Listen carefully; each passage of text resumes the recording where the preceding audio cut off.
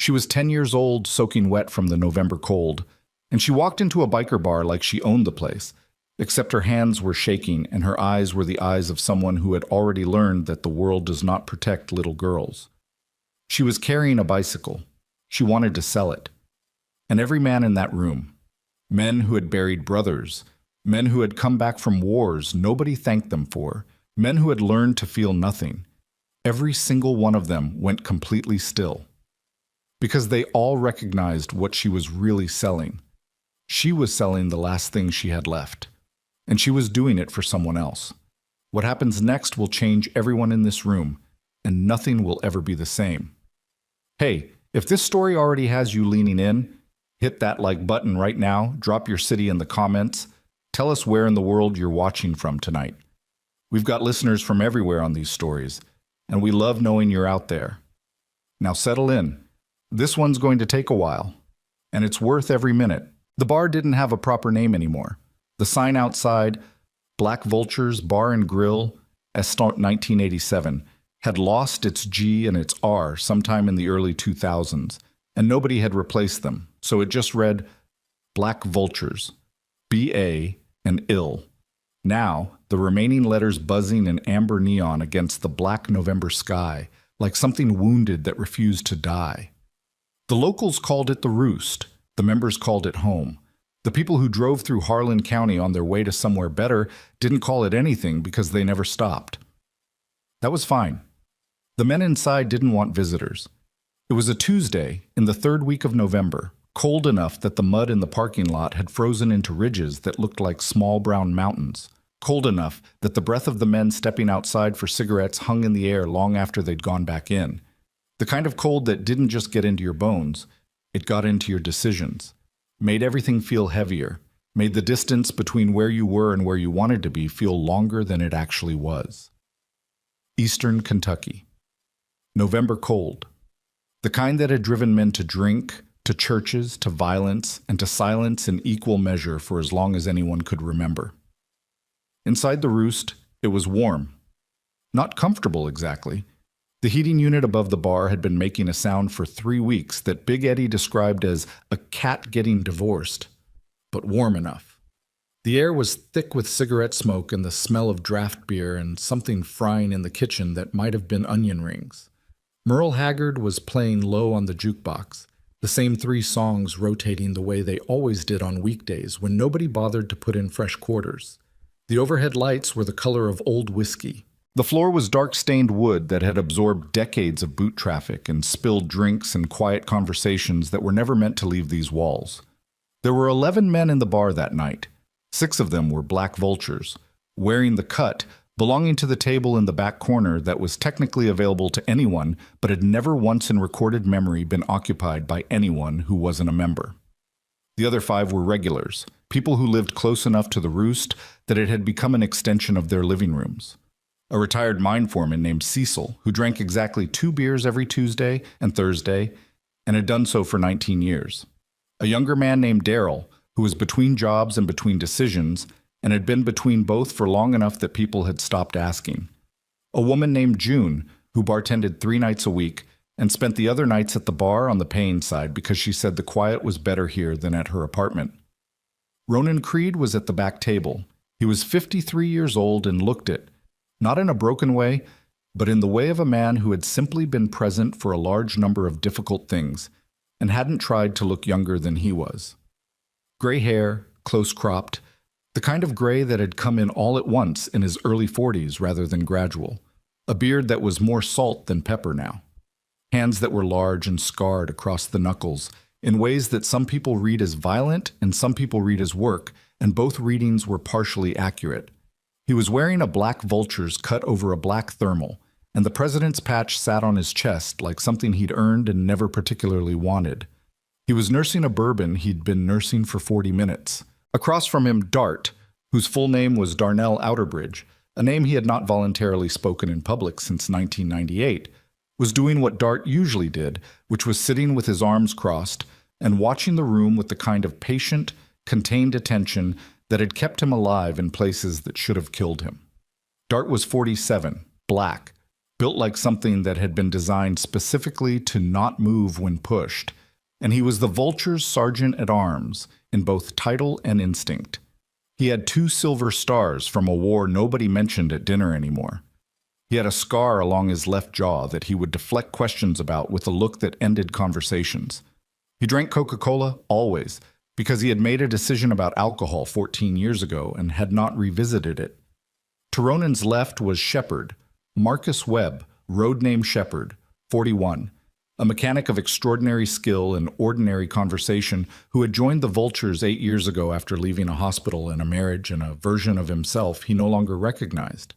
Shepard was lean and quiet and wore his hair pulled back and had a habit of tapping his fingers against any flat surface when he was thinking, which was most of the time. The other 3 at the table were Hollis, Cage, and a newer member everyone called Brick, who was 26 and still in the process of understanding what he'd joined and whether it matched what he'd needed. They weren't talking much. This was normal.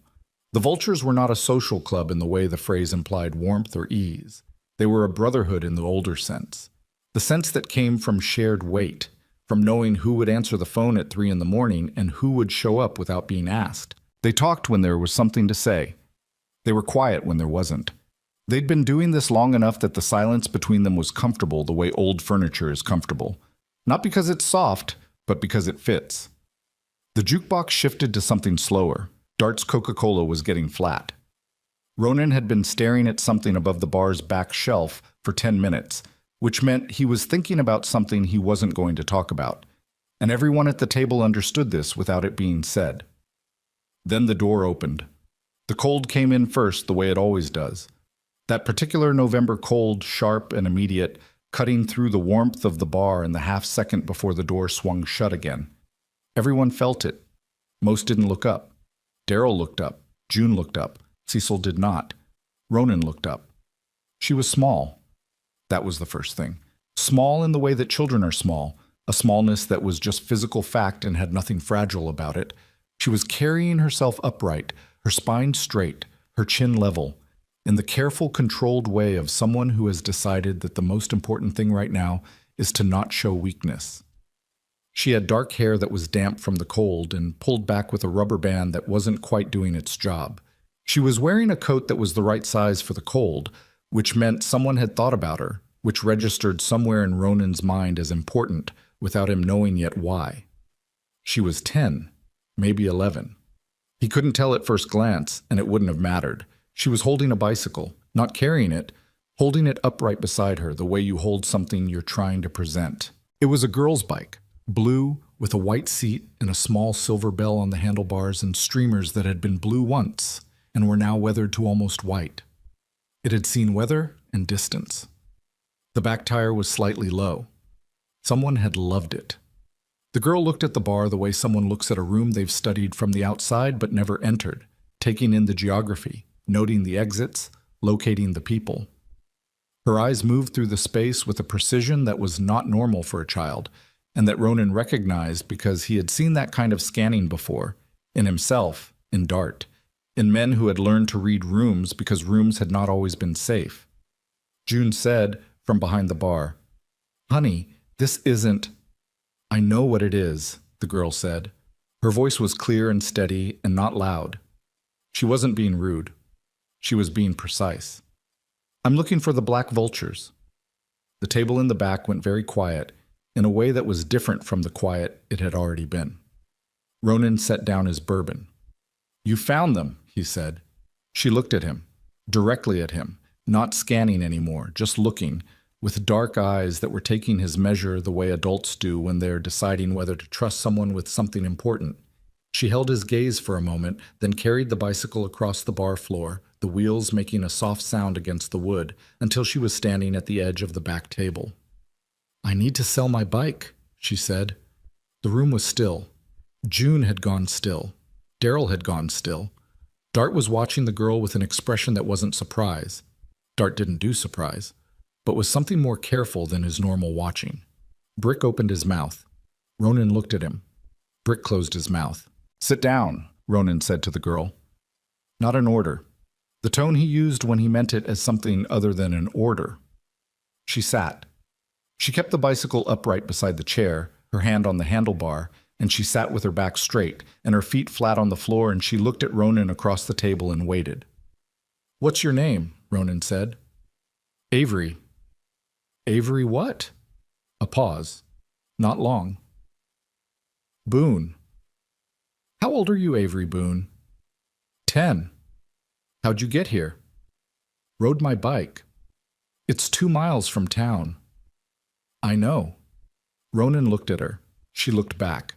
The bar had gone the kind of quiet where even the jukebox seemed to understand it wasn't the moment.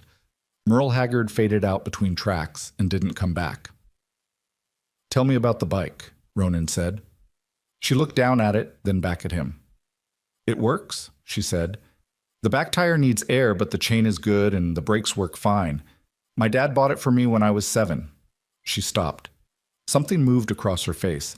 Not grief exactly, more like the management of grief, the practiced suppression of it. "I need the money." "How much money?" $60. She said it like she had done the arithmetic and arrived at this number carefully. "That's for the medicine and the copay." "Medicine for who?" "My mom." Ronan was quiet. He could feel Dart watching him. He could feel the whole table watching him, the way they watched whenever he was in the process of deciding something, and he hated that and had never found a way to tell them to stop. "What's wrong with your mom?"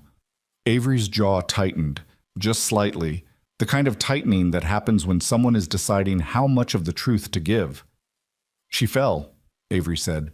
The word sat in the air between them, and Ronan let it sit there without touching it, because he had heard the word "fell" used this particular way before, in this particular tone, and he understood what it contained. "When?" he said. "This morning." "She see a doctor." "She doesn't want to go to the emergency room." Avery said it without inflection, like she was reporting data. "She says it's not bad enough, but she needs the prescription filled, and we don't have—" She stopped, pressed her lips together. "We don't have enough." Ronan looked at her hands. They were folded in her lap now, very still. Children's hands, small-knuckled, but held with an adult stillness that meant she had practiced this stillness, had needed it.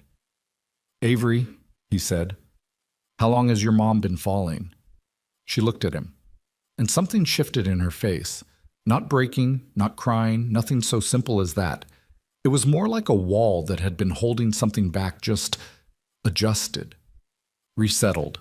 Like she had been carrying a weight and had, for 1 second, decided it was okay to acknowledge how heavy it was. 4 months, she said quietly. Nobody at the table moved. "What's his name?" Dart said from across the table. His voice was level and careful. Avery looked at Dart. She looked at him for a long time, and Dart didn't look away, and it was not a threatening thing. It was a steady thing, a patient thing, the look of a man who was going to wait as long as it took.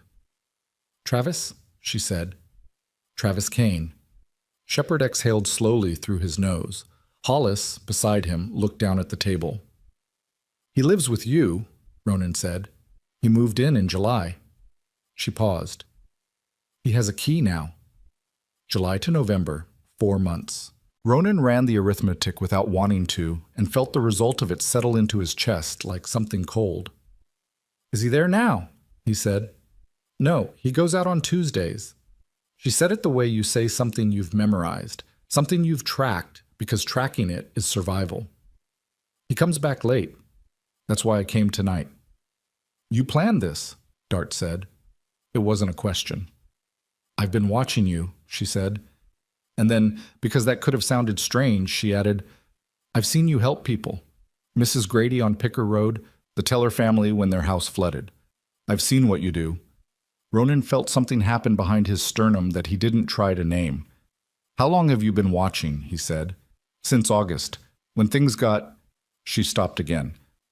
"When I knew I needed a plan." She was 10 years old. She had spent 2 months developing a contingency plan that involved a motorcycle club, and she had executed that plan on a Tuesday night in November because she had tracked her abuser's schedule carefully enough to know which nights were safe. She had ridden 2 miles in the cold with a bicycle she was willing to sell. The word that came to Ronan's mind was survivor.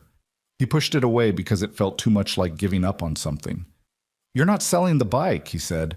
"I need the $60. You're not selling the bike." He said it the same way, same tone, not louder. "Shepard." Shepard was already reaching for his wallet.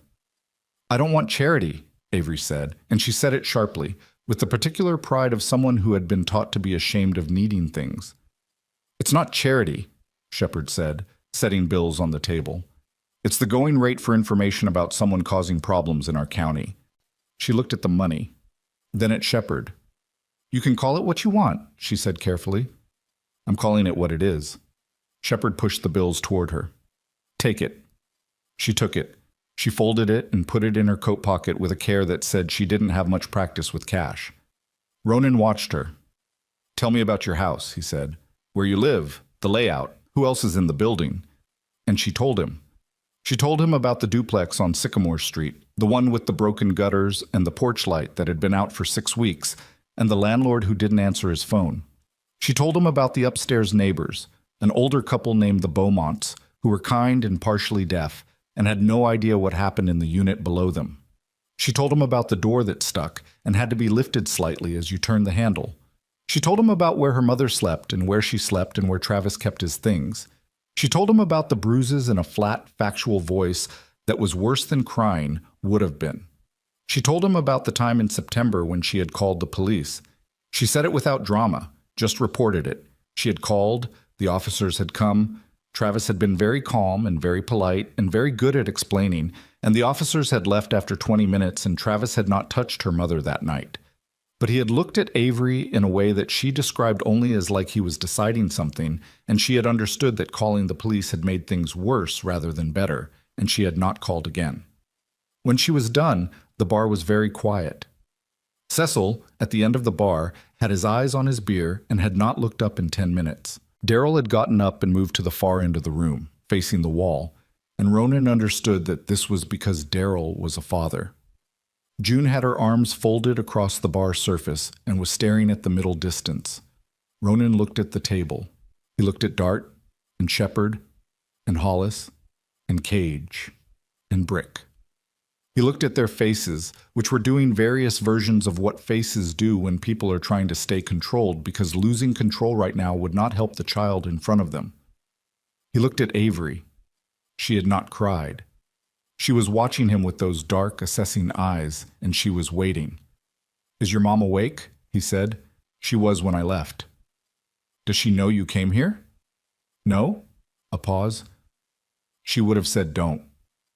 "Why?" "Because she doesn't want—" She stopped. "She thinks it's her problem." Ronan's jaw tightened. "It's not." "I know," Avery said, "but she doesn't." He stood up. The sound of his chair against the wood floor was quiet, but every person in the bar heard it, and there was something in the way he stood that said the decision had already been made and what came next was logistics. "Dart," he said. "Yeah." "Call Hendricks. Tell him we might need a walkthrough on a residential." Dart was already pulling out his phone. "Shepard? Hollis? You're with me." He looked at Avery. "You ride with Shepard. You keep your bicycle." "I can ride. Not tonight," he said, and his voice had a gentleness in it that surprised her. "It's cold, and it's dark, and you've already done enough tonight. You ride with Shepard." She looked at him for a moment. Then she nodded. The bar came back to life in the particular way it did when the vultures were moving. Not chaotic, not loud, just purposeful, each man knowing what part he played without being told. Dart was on the phone. Hollis was pulling on his jacket. Cage moved to the bar and said something quiet to June, who nodded and moved to the back room. Brick was watching Ronan with the expression of someone who was understanding for the first time what the club actually was. Ronan pulled on his cut and stood for a moment, feeling the weight of it across his shoulders the way he always did. Familiar, heavy, real. He thought about a girl named Caitlin. He thought about her the way he always did, which was sideways without letting himself look directly at the thought. His daughter. 11 years ago. A different kind of failure, a different kind of loss, a different kind of man standing helpless while a child needed protection he hadn't known how to give. He had carried that weight for 11 years, and it had not gotten lighter. He picked up his bourbon and finished it. He set the glass down. "Let's go," he said. The engines woke up one at a time in the parking lot, that deep muscular sound that was never just mechanical, that was something else, something that started in the chest and moved through the cold air like a declaration. 5 bikes. Headlights cutting through the November darkness in long, white lines, the frozen mud cracking under tires. Avery sat behind Shepard, her arms around his waist, the blue bicycle secured across the back of Cage's bike with 2 bungee cords and a precision that Cage brought to everything he did. She had been on a motorcycle before. She'd been on a lot of things she'd had to decide on the fly. But this felt different, slower than she'd expected, more deliberate.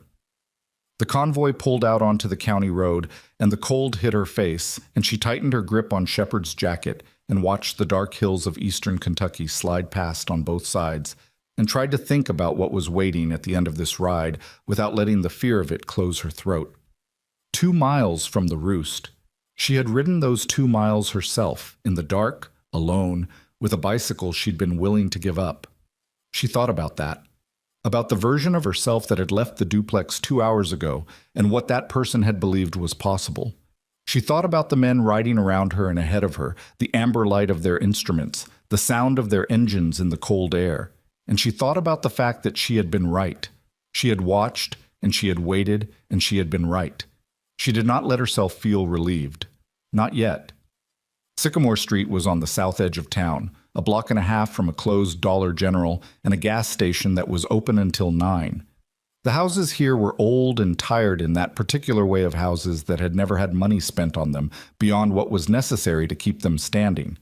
Siding that had once been white or yellow or green and had settled into a universal gray, porches with boards that gave underfoot, cars in driveways that may or may not have still run. The duplex where Elena and Avery Boone lived was a 2-story house split down the middle, the left unit occupied by the Beaumonts upstairs and Avery's family below. The front porch light was out, as Avery had said. The living room window showed light, thin, dim, the light of a lamp rather than an overhead, the kind of light you use when the brightness hurts. The bikes cut their engines half a block away, one at a time, so that by the time they reached the house, they were gliding forward in relative quiet. It was not a coincidence. They had done this before. Ronan stood off his bike and stood in the street for a moment, looking at the house. He could feel the cold of the asphalt through the soles of his boots, could smell someone's fireplace from a house down the block. He looked at Avery, who had slid off Shepard's bike and was standing beside it, holding her handlebar. "Stay out here," he said. "She doesn't know you." "I know." He held her gaze. "Which is why I need you to come up to the door first, and then I need you to stay out here." She considered this, nodded. The porch boards shifted under their weight as Ronan and Avery approached the door. Shepard stayed at the bottom of the steps. Dart had moved to the side yard without being asked, in the quiet way Dart had of positioning himself where he'd be most useful. Avery knocked. 3 knocks, specific rhythm, the kind of knock that said, "It's me." And after a moment there was a sound from inside, a sound of movement, slow movement, the sound of someone who was moving carefully because moving quickly hurt. The door opened. Elena Boone was 32 years old and looked older in the way that certain kinds of pain-age people, not their features exactly, but something in the way they hold themselves, the way the face makes decisions about what to show and what to protect. She was slight, dark-haired like Avery, wearing a thick cardigan over pajama pants, her feet in worn slippers. There was bruising along her cheekbone that had gone from red to purple, and she was holding her left side in the specific way that meant ribs. Not pressing, just protecting, the unconscious gesture of someone whose body had learned to guard itself. She looked at Avery. "I told you to stay inside, Mom." "Avery, I told you, Mom." Avery's voice was steady. "Look." Elena looked past her daughter at Ronan, who was standing slightly back from the door in the porch darkness, and she pulled in a breath and her hand tightened on the door frame. Not a violent movement, just the reflex of a body that had learned to prepare itself. "Ma'am," Ronan said. His voice was low, level. "My name is Ronan Creed. I'm not here to cause you any trouble. He paused. Your daughter came to us tonight. She was brave enough to ask for help. Elena looked at Avery. Avery looked back at her. Something passed between them in that look, something complex and wordless and years long, the communication between a mother and a child who have been sharing a secret neither of them wanted to keep but hadn't known how to put down. Avery. He needs to know, Avery said quietly. I'm sorry, Mom. He needs to know. Elena's eyes went back to Ronan. She was reading him the way Avery had read the bar, taking inventory, looking for threat, looking for the thing that came next. He held still and let her look, because he understood that this was necessary, and that rushing it would destroy it. I don't need help, Elena said. It was the thing she had to say. He heard the thing underneath it. Nobody does, Ronan said, until they do. A long silence. The cold moved around them. Elena's grip on the doorframe slowly loosened. She opened the door wider. The inside of the duplex was small and clean, in the fierce way of someone who exercised control over the things she could control. The living room had a couch and a coffee table and a small bookshelf full of paperbacks and children's books, and a television that wasn't on. There was a lamp in the corner that was the source of the dim light from outside, warm-toned, gentle. There was a child's drawing on the refrigerator visible through the kitchen doorway. There was the faint smell of instant soup and something floral from a candle that had been burning on the bookshelf and had recently been blown out. Shepard came inside. Hollis came inside.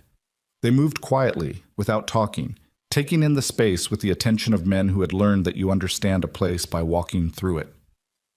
Elena stood in the center of the room and watched them with her arms folded across herself.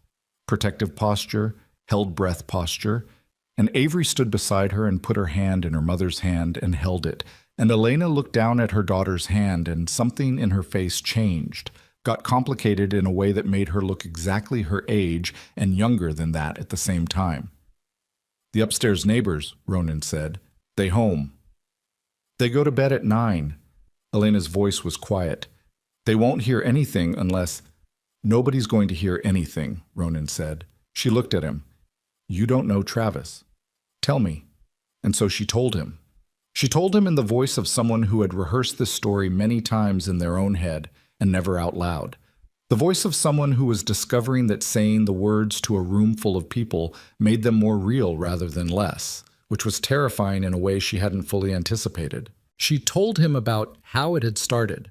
Not violently, never violently at the start, something smoother and colder than that.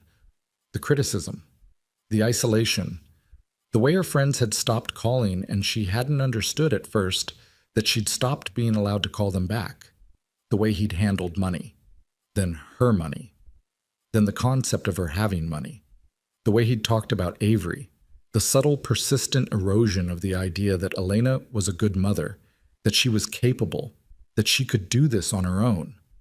Then July, him moving in. Then August, when the isolation became walls. Then September, when he first put his hands on her. She told it steadily, mostly. There were places where her voice changed, and she stopped for a moment and looked at the middle distance, and Avery held her hand and didn't say anything. And these were the places that Ronan filed carefully in his memory. Not because he needed the details, but because he understood that being witnessed when you tell the story is sometimes the first part of being able to survive it. Shepard was by the window. Hollis had sat in the chair near the bookshelf. Ronan stood near the couch, not sitting. He never sat in a stranger's space without being invited, and this hadn't been an invitation to sit. It had been an invitation to listen. He listened. When Elena finished, the room held the silence that follows something true. The prescription, Ronan said. You have it. It's on the counter. Ribs, Shepard said from across the room. Not a question. Elena looked at him. 2, I think. Maybe 3. I can breathe. Shepard nodded. Breathing means probably cracked, not broken.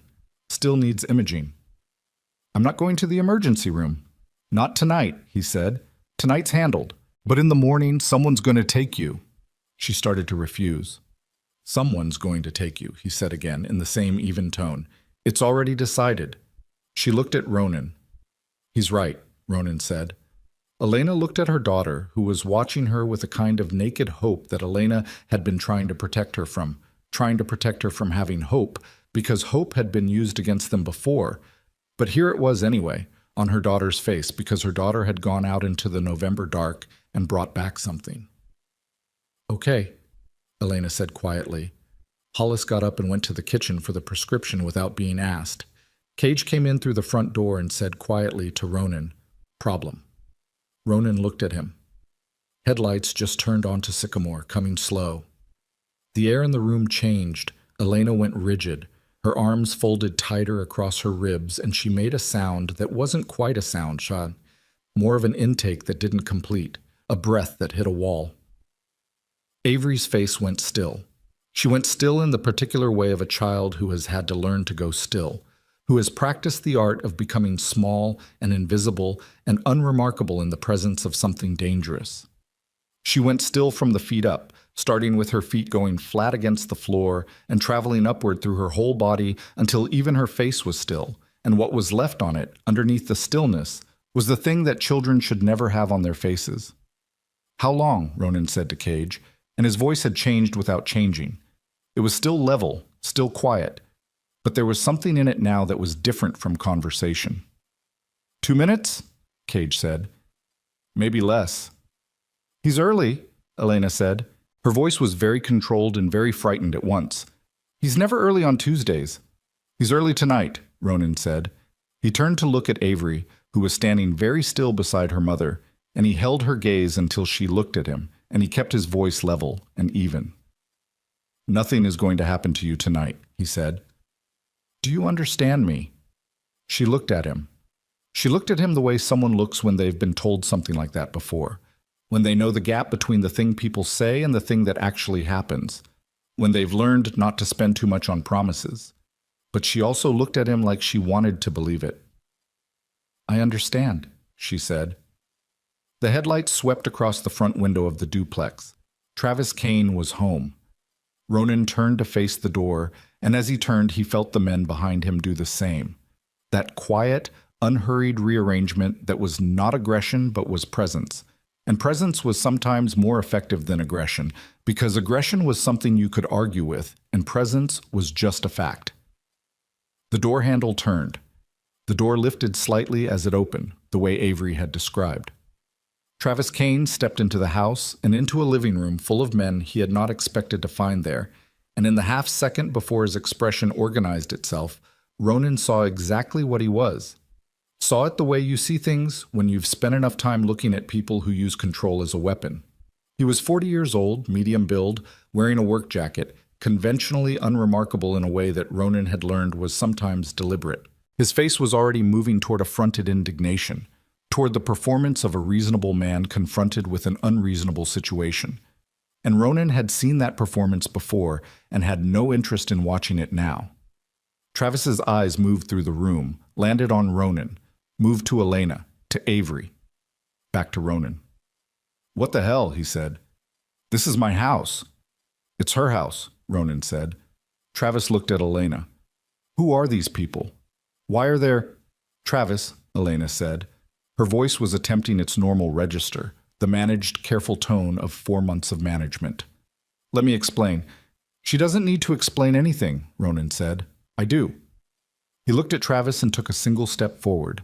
Not aggressive, not threatening, just closing the distance enough to make the conversation between two people instead of across a room.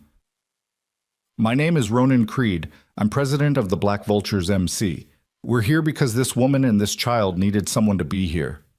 Travis looked at Ronan, then at the men behind him, at Dart, who had come in through the back without making sound, at Shepard, at Hollis, at Cage, at the leather, at the patches. His jaw set. "You need to leave," Travis said. "All of you.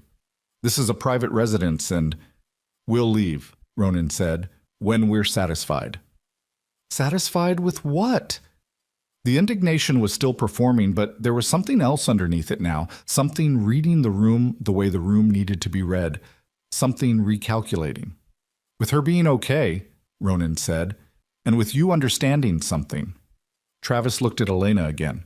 "Is this what you wanted?" he said. and his voice had a particular flatness to it that Ronan recognized. The flatness of someone who was already arranging a punishment for later, who was filing this, storing it.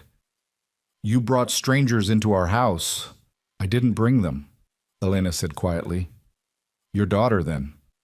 His eyes went to Avery, and Ronan felt every man in the room register that movement. "Your daughter went behind your back and—" "Don't," Ronan said. Travis looked at him. "Don't look at her," Ronan said. "Don't talk about her. In fact—" He turned slightly, just enough to make it a gesture without it being a command. "Shepard, take Avery to the kitchen, please." Shepard moved. Travis said, "Wait." "The kitchen," Ronan said again, and Shepard was already there, already moving Avery through the doorway with a hand on her shoulder, gentle and matter-of-fact. And Avery went because she was 10 years old, and she had done the thing she needed to do, and now the men were handling it. And she went to the kitchen, and Ronan heard the sound of Shepard's voice, low and quiet, talking about something unrelated. She later said he'd talked to her about the constellations visible in November. And that sound, that ordinary patient conversation happening in the kitchen, was somehow the most significant thing in the room. Travis stood in the doorway of his own home, or the home he had moved into, the home he had occupied the way something occupies a space rather than living in it. And he looked at Ronan, and he was doing the calculation that men like him do, the calculation that was really a question: is this winnable? Ronan watched him do it. He already knew the answer Travis was going to arrive at. "Elena," Travis said, switching approach, softening his voice in the practiced way. "Honey, tell them it's fine. Tell them they need to go." Elena was looking at a point somewhere to the left of Travis's shoulder. Her arms were still folded across her ribs. She was standing in her living room in her worn slippers, and she was very, very still. She didn't say anything. Travis's jaw tightened fractionally. "Elena." "She's thinking," Ronan said. "I'm not talking to you." "I know," Ronan said. "But she is." Another recalculation. Travis looked at Dart, who had come to stand 3 feet to Ronan's right and was watching Travis with the quiet, patient, absolute attention of someone for whom situations like this one were not novel. Dart had been in places where the stakes were genuinely, catastrophically high, and he brought that experience to all subsequent situations in the form of a stillness that was very hard to be in the presence of. Travis looked at the room. He looked at Elena. She was looking at the point to the left of his shoulder, and she was thinking, and what she was thinking was visible in her face, visible to Ronan, visible to the men behind him, visible probably to Travis, because some things we think are hidden are not hidden at all. They are just unacknowledged, and acknowledging them is what changes things. "I'm going to go get my things," Elena said. The words fell into the room like stones into water. Travis went very still. "Elena." "My things," she said again. "Mine and Avery's. We're going somewhere else tonight." She looked at Ronan for the first time since Travis had entered the room, and what was in her eyes was not relief yet, not safety yet, but something more foundational than either of those. A decision. "Is that okay?" "That's exactly okay," Ronan said. Travis moved, not fast, not violent, but he moved toward Elena with his hand coming up, and the room responded before it decided to. Dart's hand on Travis's forearm, one hand, not gripping, just there, present, undeniable, a wall that appeared where there had not been a wall, and Travis's forward motion stopped as absolutely as if he'd walked into something solid. "Don't," Dart said. One word. Travis looked at Dart's hand on his arm, looked at Dart's face, looked at the room. He did not move. "Go get your things," Ronan said to Elena. She went. Avery came out of the kitchen doorway and looked at Ronan across the room and said nothing. He looked back at her. Her face was still careful, still watchful, but there was something in it that had shifted from the look she'd had in the bar. Something that was not quite hope, but was the place where hope starts. The place before you let yourself trust it. Travis stood with Dart's hand still on his arm, not gripping, not requiring anything, just present. And he looked at Ronan with a kind of hatred that was also a kind of fear. And Ronan had seen this before too, had seen the moment when a person whose power is entirely constructed from other people's fear discovers that the fear has been interrupted, and he felt nothing about it except a kind of cold tiredness.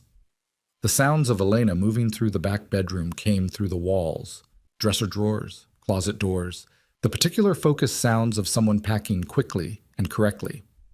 Outside, the November wind moved against the windows. Somewhere down the block, a dog was barking at something in the dark. The jukebox at the Roost was probably playing Merle Haggard again by now. Ronan stood in the middle of a stranger's living room and watched the door and waited for the sound of a woman packing her life into whatever bags she had. And he thought about Caitlin, and he thought about the night 11 years ago when he hadn't been there, when there had been no one in any room standing between what she faced and what happened to her, and he pressed the thought back down where he kept it, where it lived, where it had been living for 11 years without him finding a way to put it somewhere else. He didn't try tonight. He just stood. He waited. And somewhere in the back of the house, Elena Boone was packing. She was moving quickly. And then there was a sound from the driveway. Not an engine, not footsteps. Something else. Something electronic. A brief, sharp tone, like a text notification through a car speaker. And then Cage, who had stayed near the front window, turned his head toward Ronan with an expression that said, "Something else is coming." "What?" Ronan said quietly. "Someone called him," Cage said, "before he pulled up. I clocked it, but I thought it was nothing." He paused. "There's another vehicle that just turned onto the street. Different plates." Travis, across the room, had heard this. Something in his face changed. Not fear, something worse than fear, something that looked like anticipation. "Who'd you call?" Ronan said. Travis looked at him. "Before you came in tonight," Ronan said. "Who'd you call?" Travis's jaw moved, not speaking, just moving in the particular way of someone who is deciding whether to be afraid or to let you be afraid. "His brother," Avery said from the kitchen doorway. Everyone looked at her. She met Ronan's eyes. "Danny Kane," she said, and her voice was very careful. "He's a deputy." The room went completely still. Outside, through the front window, headlights were visible on Sycamore Street. They were moving slow, and they were stopping in front of the house. The headlights didn't hurry.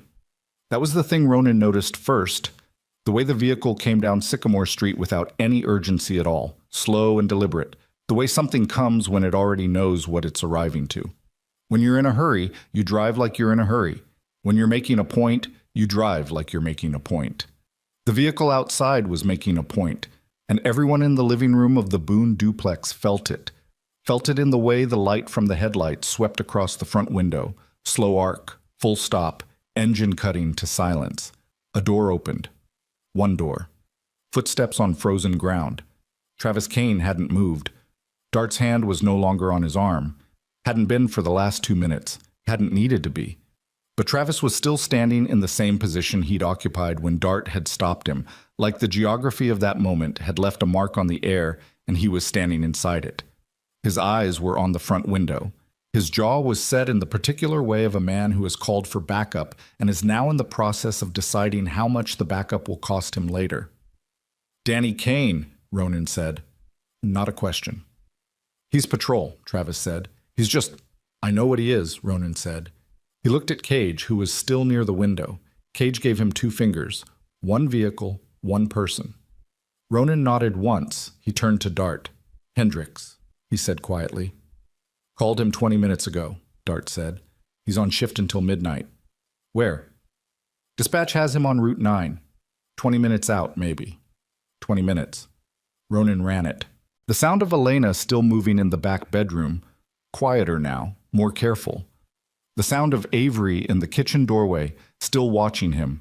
The sound of the November wind against the old windows of this house, and underneath it, all the sound of footsteps coming up the porch steps and across the boards that gave under weight. A knock, 3 times. The knock of someone who knows the door. Travis said, "That's my brother. You want to think about what you're doing here?" "Already thought about it," Ronan said. He went to the door himself. He did it deliberately. Not Dart, not Cage, not Hollis. Him. Because the statement he needed to make needed to be made by the person whose name was on the patch. He opened the door. Danny Kane was 36, in uniform, wearing his Harlan County Sheriff's Department jacket over the gray shirt with the star on the chest. He was shorter than Travis by 2 inches and built differently. Leaner, quicker looking, with the kind of face that had learned early that smiling was a tool. He was smiling now, a measured, professional smile, the kind that said, "I'm in charge of how this goes," before anything had been said. He looked at Ronan. He looked at the cut. The smile stayed exactly where it was. "Evening," Danny Kane said. "I got a call about a disturbance." "No disturbance," Ronan said. "Family matter. We were just leaving." "That right?" Danny's eyes moved past Ronan into the room, landed on Travis. Something passed between the brothers. Fast, wordless, the shorthand of people who have been communicating in code for a long time. Then Danny's eyes moved to the rest of the room, taking inventory the way cops take inventory, and Ronan watched him do it, and watched what his face did when it registered Dart, which was nothing, and then watched what his face did when it registered the room overall. 5 large men in leather in a small living room, which was also nothing, carefully nothing, the nothing of someone who has already decided on his position. "I'm going to need to come in," Danny said. "You're going to need a reason," Dart said from across the room. Danny looked at Dart. The smile adjusted fractionally. "I have a report of—" "From who?" Dart said. A pause. "Concerned neighbor." "Beaumonts are both deaf and asleep," Dart said. "So that's interesting." Danny looked at his brother again.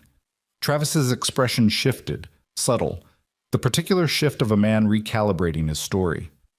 "Officer," Ronan said, and he let the word carry just enough weight without overpressuring it. "The woman who lives here had an accident. We're friends of the family.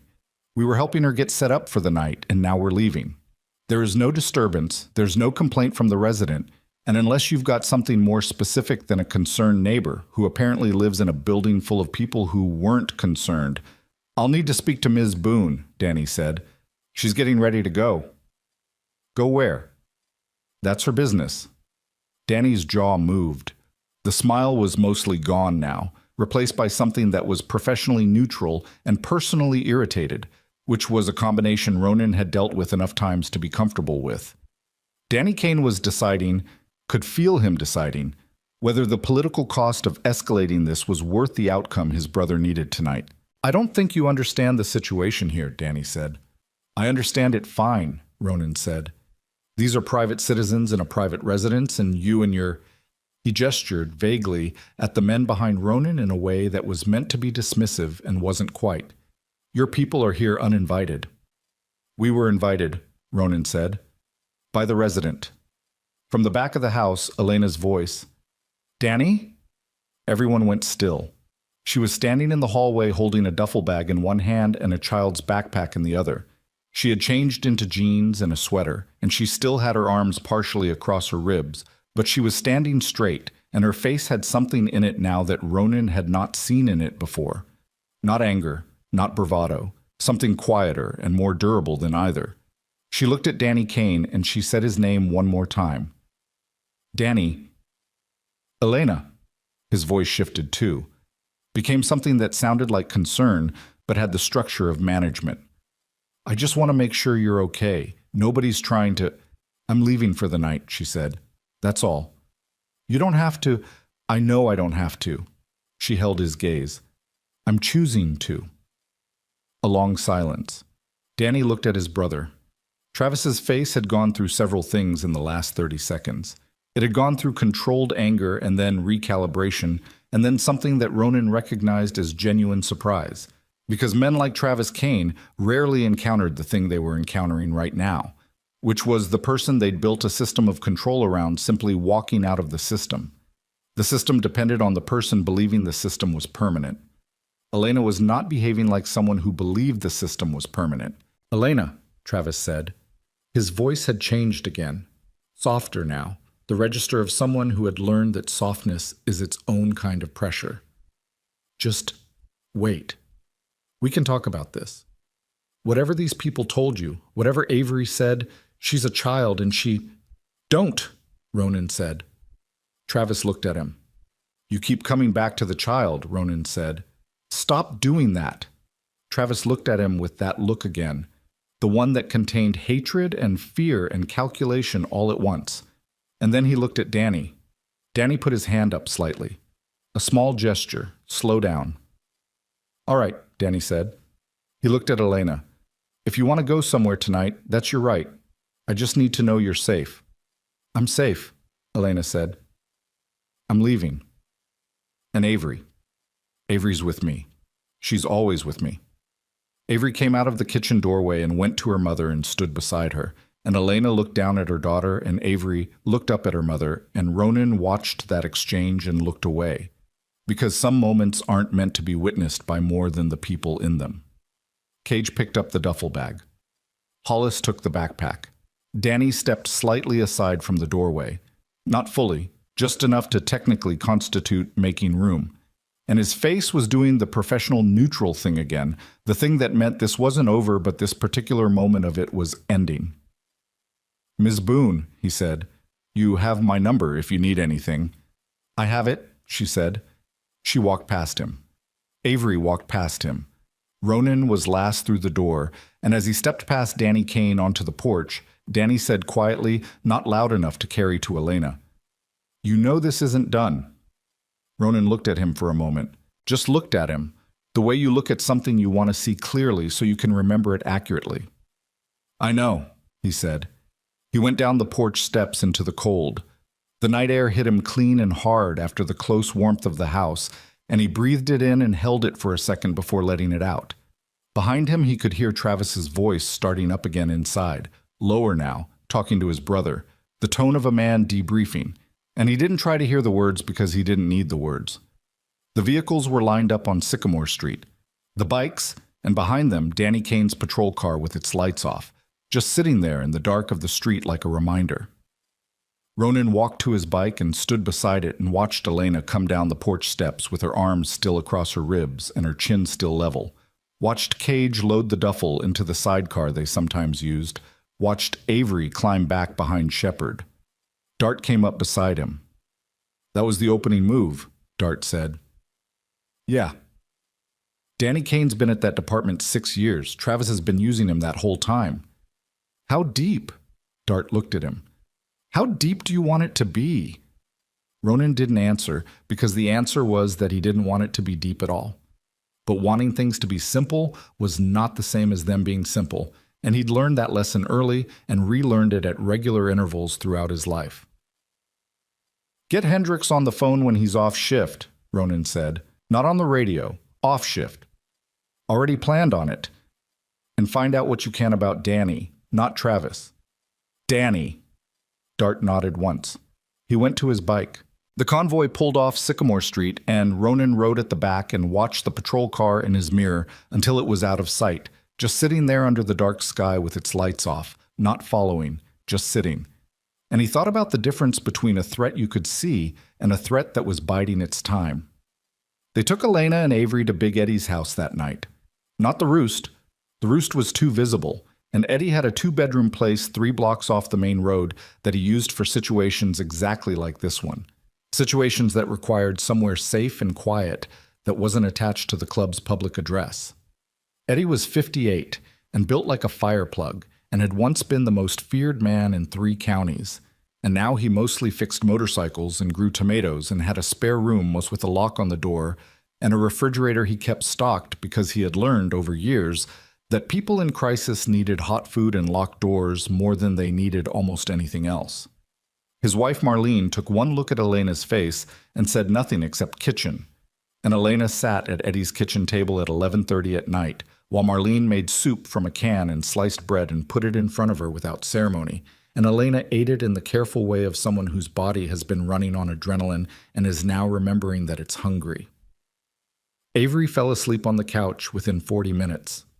She fell asleep holding the handlebar of the blue bicycle, which Shepard had carried inside and propped against the couch beside her, and one of her hands found it in sleep the way hands find things you love, and she held it there and slept with the deep, unmoving sleep of total exhaustion. Ronan sat in Eddie's kitchen and drank coffee, black, too hot, the way he always drank it, burning his tongue slightly on each sip the way he had been doing since he was 22 and hadn't found a reason to change, and thought about Danny Kane. Deputy Danny Kane, 6 years on the Harlan County Force. Travis Kane's younger brother. A man who had shown up in under 10 minutes when his brother called, which meant either he was close to Sycamore Street when the call came in, or he had been waiting for a call. Neither option was comfortable. "You know anything about the father?" Ronan said. Shepard, sitting across the table, looked up. "Avery's father?" "Elena mentioned him, said he left when Avery was 5. "She say left, or—" "She said left." Ronan turned his coffee cup. "But she said it in the same voice she used for the word fell." Shepard was quiet for a moment. "So maybe he didn't leave." "Maybe," Ronan said. "Or maybe he left and there's more to why." He paused. "Either way, there's a 5-year gap between him leaving and Travis Kane arriving, and I want to know what's in that gap." "I'll look into it." "Not tonight." "No, not tonight." The kitchen was warm. The soup smell was still in the air. From the living room came the sound of Avery's breathing, slow, even, the complete unconsciousness of a child who has finally, after months, put down a weight. Ronan looked at his coffee. He thought about what Travis had said when he'd looked at Avery, the way his eyes had moved to her. He thought about the September night she'd described, calling the police, the officers leaving, Travis looking at her with that particular look. He thought about a child who had spent 2 months developing a contingency plan and then executed it on a Tuesday in November because she had run out of other options. He thought about his own daughter, and then he stopped thinking about her because there was nothing productive in that direction, only the 11-year-old fact of his failure. And there was work to do now, and the work was not about him. He finished the coffee. "I need to go to the Roost," he said. Shepard looked up again. "Tonight?" "There's something I need to pull out of the files, paper files." He stood. "Stay here. Both of you. Don't let anyone in who isn't Club." "Ronan." He stopped. Shepard had a look on his face that meant he was about to say something he'd been deciding whether to say. Shepard made decisions like that, took his time with them, arrived at them carefully, said them once. "Travis Kane is going to push back fast," Shepard said. "He's got a deputy in his pocket, and he's the kind of man who needs to win. He's going to push back, and he's going to push back hard, and he's going to do it in ways that are technically legal." "I know," Ronan said. "Which means we need to be clean. Everything we do from here, everything on record, everything visible, nothing that gives Danny Kane a reason to come back with actual authority." "I know, Shepard. I'm just saying it because I know." Ronan looked at him. "I've been doing this longer than you've been riding." A pause. Shepard nodded. It wasn't submission. It was acknowledgement, which was different, and Ronan appreciated the difference. He left Eddie's house and rode to the Roost. The parking lot was empty except for 2 bikes. The bar was locked. June had closed up after they'd left. But Ronan had a key, and had always had a key, and used it now, stepping into the dark bar with only the emergency light above the back exit, throwing a thin red-orange wash over the tables and the stools and the liquor bottles on the back shelf. He didn't turn on the main lights. He knew this room well enough to navigate it in the dark, and he was in the mood for the dark. He went to the back office. Small room, never quite warm enough, smelling of old paper and cigarette smoke from years past, and the particular scent of a space that has been important for a long time. He went to the filing cabinet in the corner, second drawer, the one that stuck, and he pulled it open and started going through the folders in the back. The Black Vultures had been watching Harlan County for a long time, not watching in any official sense, not keeping records of criminal activity or building cases, just watching the way people watch their home, noting the things that didn't sit right, keeping track in the informal, institutional, memory way that clubs keep track of things. Who causes problems? Who gets in trouble in ways that don't show up in the newspaper? Who has been hurting people quietly for a long time in a county that doesn't always see quiet hurt? He found the folder on the Kane family 20 minutes into looking. It wasn't a thick folder. A few pages, handwritten notes from 3 years ago when Brick's predecessor, a man named Ortega, who had left the club after a disagreement that was still a sore subject, had flagged Travis Kane's name in connection with a property dispute that had turned ugly. Nothing criminal, just a note. Travis Kane, 40, works at the Harlan Basin Quarry, has a temper and knows people who know people, Watch. And then, in different handwriting, added later, Brother Danny with the county sheriff's office. Keep eyes open. 3 years ago. Someone had flagged Travis Kane's name 3 years ago. Ronan sat back in the chair and looked at the folder and felt the particular tired anger of someone who is looking at a thing that should have been acted on sooner. He read the notes twice. He put the folder on the desk. He put his elbows on the desk and his face in his hands and breathed for a moment. Not guilt exactly. Something more complicated than guilt. A question that didn't have a comfortable answer, which was, at what point does watching become enabling? At what point does the knowledge you've accumulated become a responsibility you're not living up to? He didn't have an answer. He'd been turning that question over for years, for specific and personal reasons that lived in the part of him that kept his daughter's name, and he wasn't going to answer it tonight. He picked up his phone. He called Dart. The files have a note on Kane, he said when Dart picked up. 3 years old. Ortega flagged him. A pause. I remember. You remember. There was nothing actionable then, Dart said. He hadn't done anything that could be proven. You know how this works? I know how it works, Ronan said. I'm not accusing anyone of anything. I'm just noting it. Another pause. Dart's pauses were not uncomfortable. They were Dart processing something, deciding on the precise thing, saying the precise thing. What do you need from me tonight? I need you to start making calls in the morning. Elena is going to need to make a formal complaint. The emergency room visit is going to need to happen, and the records are going to need to be preserved. And I need to know who Travis Kane has been talking to at that quarry for the last 3 years. That last one might take a few days. Take the days. He hung up. He sat in the dark office for a while longer with the folder open on the desk, the handwritten notes visible in the thin red-orange light from the hallway. He thought about Avery sleeping on Eddie's couch with her hand on her bicycle. He thought about Elena's voice saying, I'm leaving, in a tone that had never been said before, that had cost something real to say, that could not be unsaid. He thought about Danny Kane in his patrol car sitting on Sycamore Street with his lights off. He thought about what Shepard had said. He's going to push back hard. He's going to do it in ways that are technically legal. He left the office and locked it and locked the bar and rode home in the November cold. He didn't sleep much. The morning came in gray and cold, the sky the particular flat color of eastern Kentucky November that meant it was deciding whether to snow, and Ronan was at Eddie's house by 7:30 with 2 paper bags from the diner on Main, eggs, biscuits, coffee, in paper cups with plastic lids that were already slightly crushed from the ride. He knocked. Marlene let him in without ceremony. Avery was at the kitchen table with a bowl of cereal, still in the clothes from the night before, looking at the tabletop with the unfocused attention of a child who is tired but has slept, which is different from the focused exhaustion of a child who hasn't. She looked up when he came in. Morning, he said. Morning, she said. He put the bags on the counter. Marlene took the coffee cups with the precision of a woman who understood what was necessary. Elena came out of the back room a minute later in the same jeans and sweater from the night before, her hair brushed but her eyes carrying the particular weight of a night spent in a strange bed thinking about everything. She looked at Ronan. Thank you, she said.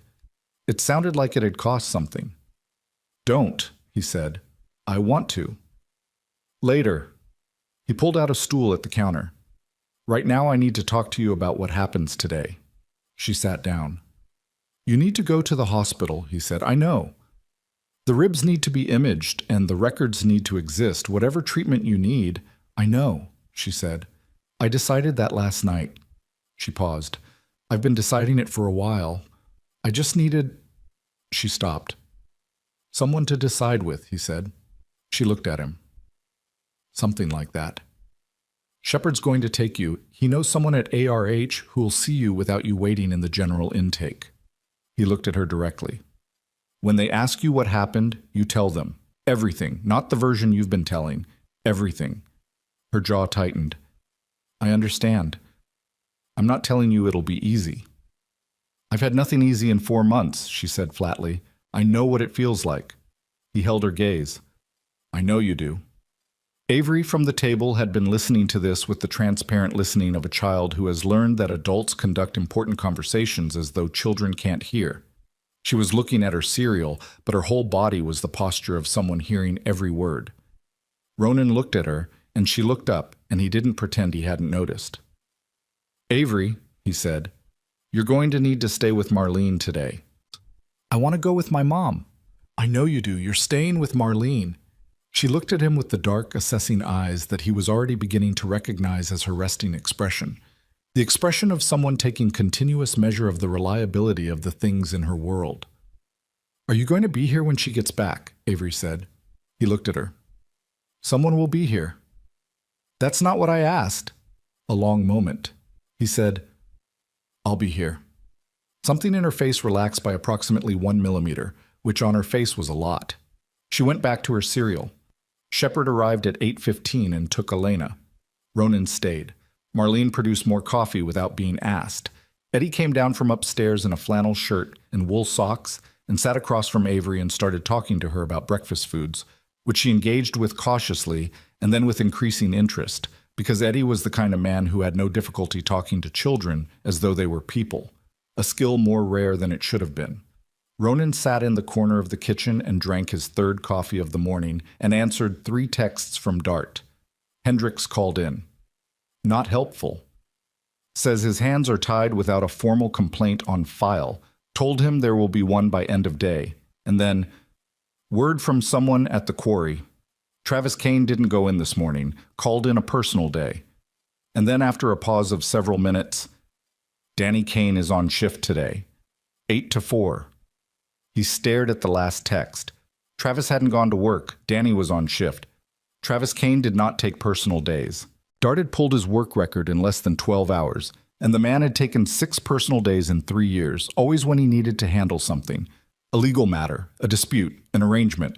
He took personal days when there was work to be done that was not the kind of work you did at a quarry. Ronan set down the coffee cup. He said quietly to Eddie, "Need you to watch Avery for a bit." Eddie looked at him over Avery's head. "Done," he said. Ronan went outside. The cold was sharp and clean, different from the night before, drier, with a wind coming off the hills that carried the smell of dead leaves and something that might become snow before the week was out. His bike was parked behind Eddie's truck, and he stood beside it without getting on it and called Dart. "Where's Travis now?" he said. "Don't know yet. Working on it." "He's not doing nothing," Ronan said. "Men like Travis Kane don't take personal days to sit at home and think. He might be with a lawyer." "Could be." Ronan turned that over. "Could be. If he's got documentation or he's planning to build a case." "What kind of case does he build?" Dart said. "Elena left voluntarily. We didn't touch him. Danny came in and nothing happened." "He doesn't need a real case," Ronan said. "He needs a reason. He needs to manufacture enough noise to get Elena painted as unstable and Avery painted as—" He stopped. Dart was quiet on the other end. "He's going to go after custody," Ronan said. It landed as he said it, like something he'd been turning toward without quite seeing. He's not Elena's husband. He's not Avery's father. He has no legal claim to either of them. But if he can manufacture a crisis, create a reason for DCF to take a look, Dart said. An anonymous tip, a concerned party reporting that Elena left her home in an unstable emotional state in the company of— He let it finish itself. "Motorcycle club members," Dart said. The wind moved through the yard. Somewhere nearby, a crow was making its flat, repetitive sound against the gray sky. "How fast can that move?" Ronan said. "DCF call? If someone knows who to call?" A pause. "Could be today." Ronan thought about Avery inside at the kitchen table, thought about what today could mean. "I need to find out where Travis Kane is," he said. "Right now." He hung up. He went back inside. The morning moved forward in the particular way of mornings when you're waiting for something you can feel coming but can't yet see. Eddie kept Avery occupied, had gotten out a deck of cards at some point, was teaching her something complicated with multiple rules, and she was engaged with the cards the way she engaged with everything, with precise and particular attention. Ronan sat at the table and watched his phone and drank coffee he was no longer tasting and thought. At 10:47, Shepard texted, at ARH, "Elena's in imaging, it's bad. 3 ribs, one of them displaced. Doctor already talking to someone." At 11:03, Dart texted, "Found Travis. He's at the county building.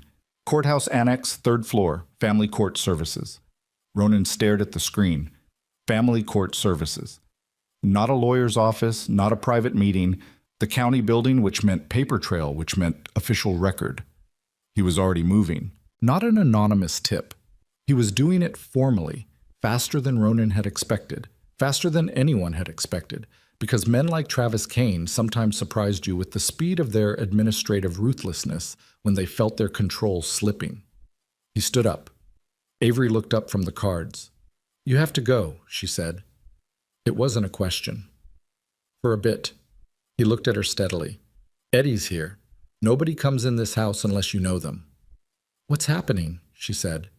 He looked at her face, the dark, precise eyes. 10 years old, and she had been keeping track of more than he'd known about for longer than she should have had to. He considered lying to her. He did not lie to her. "Travis is trying to make a legal problem," he said. "I'm going to go make sure it doesn't become one." She looked at him for a long moment. Then she said carefully, "He does that. When he thinks he's losing, he does paperwork." She said the word paperwork the way adults say it, with the particular contempt of someone who understands that bureaucracy can be weaponized. He talked about it once, when my mom said she was going to leave. He said she couldn't take me anywhere because he'd file papers. Ronan went still. "He's not your father," he said. "I know." She paused. "He said he was going to say he was." Ronan looked at her. "He talked about it when he thought I was asleep," she said. "He said he had documents, that he could file things that would say he had parental interest in me because he'd been my—" She stopped. "Because he'd been present in my life. He said my mom couldn't stop it." The word document sat in the air between them. Forged documents. Or falsified. Something manufactured that was designed to look legitimate. Because Travis Kane was a man who understood how systems worked and had spent 4 months in a household studying the vulnerabilities of the people in it. He knew Avery's name, he knew her school, he knew her history. He had been present, technically, and presence could be framed, and in family court the framing mattered as much as the fact. "How long ago did you hear him say that?" Ronan said. "October," she said. "He was on the phone." "With who?" She shook her head. "I don't know." Ronan looked at Eddie. Eddie was watching him with the expression of a man who understood exactly what was happening and was waiting to be told what he could do about it. "Stay here," Ronan said to Avery. "I mean it." "I know you mean it," she said. He went out to his bike and called Dart and told him what Avery had heard. Dart was quiet for a moment. Then, "Documents in October means he's been planning this since at least October, before Elena made any move to leave." "Before Elena made any move," Ronan said, "meaning he was preparing to do this regardless, whether she stayed or went." "He was going to use it eventually," Dart said, "as a leash." The words sat in the cold air. "Who does the vultures know in the county clerk's office?" Ronan said. "There's nobody in the clerk's office," Dart said, "but there's a woman named Flores in the family court intake who has a history with Travis Kane's name. Not good history. Get her on the phone. Not officially. Just, I'll handle it." He rode to the courthouse. He didn't go inside. There was no useful reason for a Black Vultures president to walk into the Harlan County Courthouse Annex on a Wednesday morning, and the useful reasons were not the kinds of things that survived exposure. He parked on the street and sat on his bike and watched the building and thought about what was happening inside it and thought about what it meant that Travis Kane had moved this fast. Fast was scared. Fast was a man who felt his control slipping and was running toward the nearest mechanism of reinstatement he could access. Fast meant the formal complaint Elena would file this afternoon, if she hadn't already become unavailable for it. His phone rang. He didn't recognize the number but answered it. "Mr. Creed," a woman's voice said. Professional, clipped, not unfriendly, but not warm. "Who is this?" "My name is Pauline Voss. I'm an attorney. I have been retained by a client named Travis Kane regarding the matter of—" "Don't," Ronan said. A pause.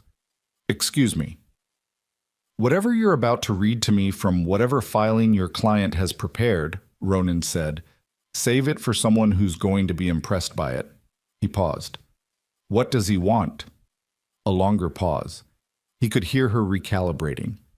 My client is seeking emergency protective custody documentation regarding a minor named Avery Boone, on the grounds that she was removed from her primary residence last night, in circumstances that— Elena Boone is Avery Boone's mother, Ronan said. The child went with her mother. Those are not circumstances that require a response from Travis Kane. My client believes— I don't care what your client believes, Ronan said, but I want you to hear something clearly. Elena Boone is at Appalachian Regional Hospital, right now being treated for 3 fractured ribs and additional injuries sustained over the course of 4 months. There is a physician on record. There will be photographs. There will be a formal complaint filed with the Harlan County Sheriff's Office this afternoon. Your client knows this. That's why he called you this morning. He let that land. So whatever paperwork he's prepared, whatever documents he's manufactured, and I want you to hear the word manufactured, this is not the story he told you. Silence on the line. Mr. Creed, you seem like a person with a law license they want to keep, Ronan said. I'm not telling you what to do. I'm telling you what exists. The documentation exists. The medical record exists. The history exists. He paused. Have a good morning. He hung up. He sat on the bike for a moment with the phone in his hand and the cold air around him and the gray Kentucky sky above, and he breathed once, slowly, all the way in and all the way out. His phone buzzed. Dart. Flores says a filing came in 40 minutes ago. Emergency custody application, signed by Travis Kane. She flagged it as potentially disputed and put it in the slow queue, but it exists. He's got a judge he golfs with. Ronan stared at the screen. A judge. He hadn't expected a judge. He should have. Men like Travis Kane didn't operate without infrastructure. They built it over years, quietly, knowing the day would come when they needed it, maintaining relationships that looked like golf games and county dinners and normal civic life and were something else entirely. He called Shepard. How's Elena? He said when Shepard picked up. She's done with imaging. Doctor's talking to her now. Ronan, I know about the ribs. There's more than the ribs. Shepard's voice had changed, gotten quieter. The doctor found it's not just the last incident. There are healed fractures, old ones, things that— He stopped. Ronan closed his eyes. Things that mean this has been going on longer than 4 months, Shepard said. The cold air, the gray sky, the crow somewhere, still making its flat sound. Is she okay? Ronan said. She's holding it together. But Ronan, the doctor wants to call it. They want to file the mandatory report right now, today, before— Tell them yes, Ronan said. Tell them to file it. Tell them to file everything. That's what I thought, Shepard said. Elena is— A pause. She's scared. The mandatory report means it becomes official, and she's scared of what Travis does when things become official. Tell her what Travis is doing right now, Ronan said. A pause. Tell her, Ronan said. She needs to know what she's deciding against. He could hear Shepard breathing on the other end. Then, okay. He hung up. He sat on his bike on the street outside the Harlan County Courthouse Annex and thought about all the things that were moving simultaneously.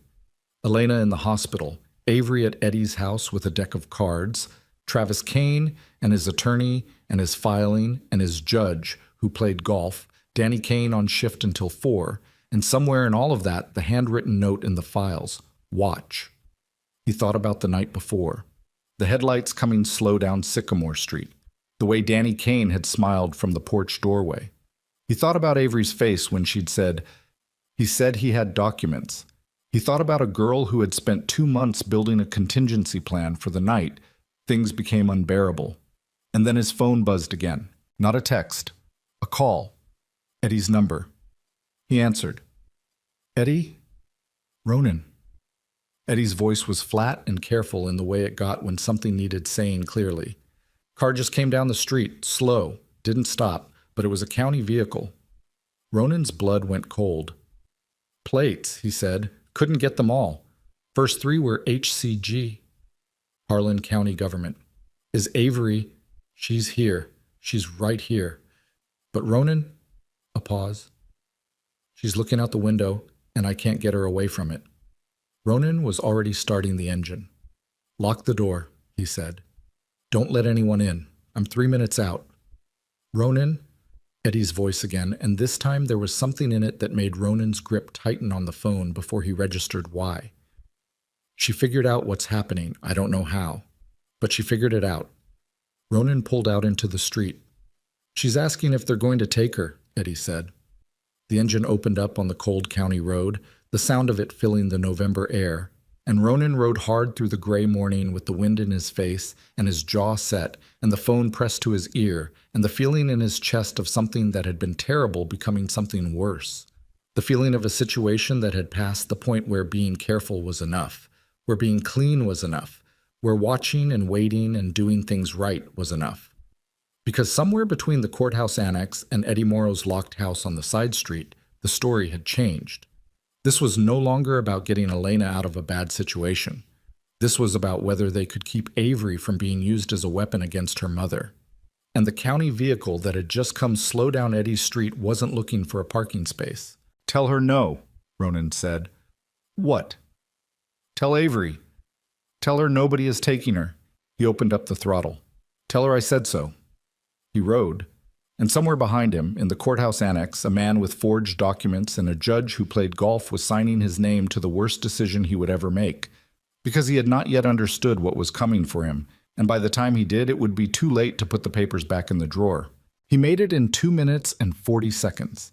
He knew, because he counted, not deliberately, not in the way you count when you're trying to manage something, but in the involuntary way the brain marks time when the body is running on something cleaner and colder than adrenaline. The county road to Eddie's street. The turn. The houses sliding past. 2 minutes and 40 seconds from the courthouse annex to the curb outside Eddie Morrow's house, and when he killed the engine and swung off the bike in one motion, the county vehicle was gone. No, not gone. Parked. Half a block down, against the curb, engine off, sitting in the gray November morning like it had always been there. A white Ford with the county seal on the door, and a woman in the passenger seat writing something on a clipboard, and a man behind the wheel talking on a phone. Ronan stood on the sidewalk and looked at the vehicle for 3 full seconds. Then he went inside. Eddie had the door open before he reached the porch. Avery was behind him, not hiding, not cowering, standing in the middle of Eddie's living room with her arms at her sides, and her chin level, and her face doing the thing it did when she was managing something that was bigger than she wanted it to be. The blue bicycle was still propped against the couch. She was looking at Ronan with eyes that were asking a question she had already partially answered for herself. "The car outside," she said. "I see it. They're from the county. Probably. Travis called them." Not a question.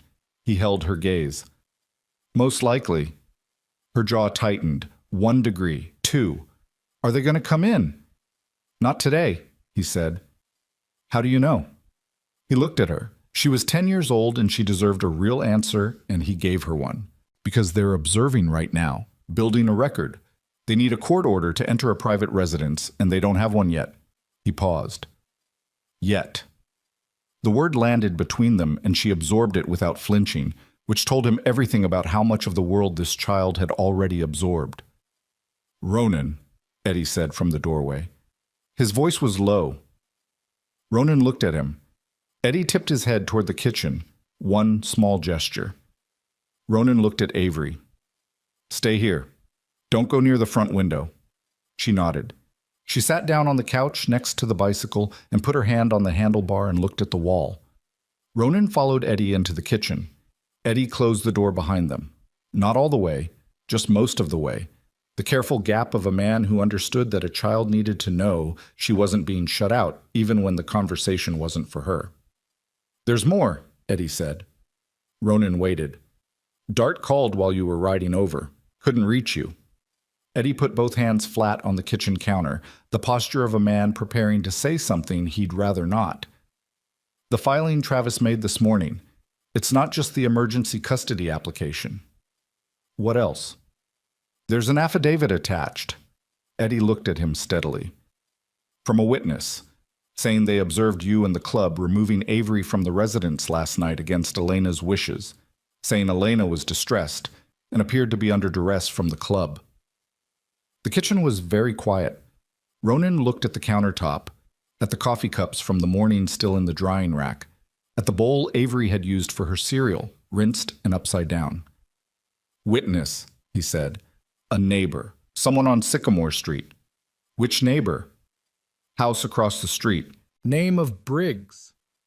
Ronan ran it. He thought about the street, the dark, the bikes pulling up, the lights that were on and the lights that weren't, the windows with curtains open and the windows with curtains drawn. He thought about whether he had been careful, and he thought yes, they had been careful. Quiet engines, no confrontation, minimal time. But careful was not the same as invisible, and they had never been invisible, and a man who needed a witness could find one. Is it true? He said. Eddie looked at him. Any part of it, Ronan said. Was Elena distressed?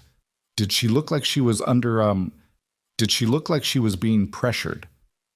She walked out of that house on her own 2 feet, Eddie said flatly. Marlene will say so. I'll say so. Shepard'll say so. That's not what I'm asking.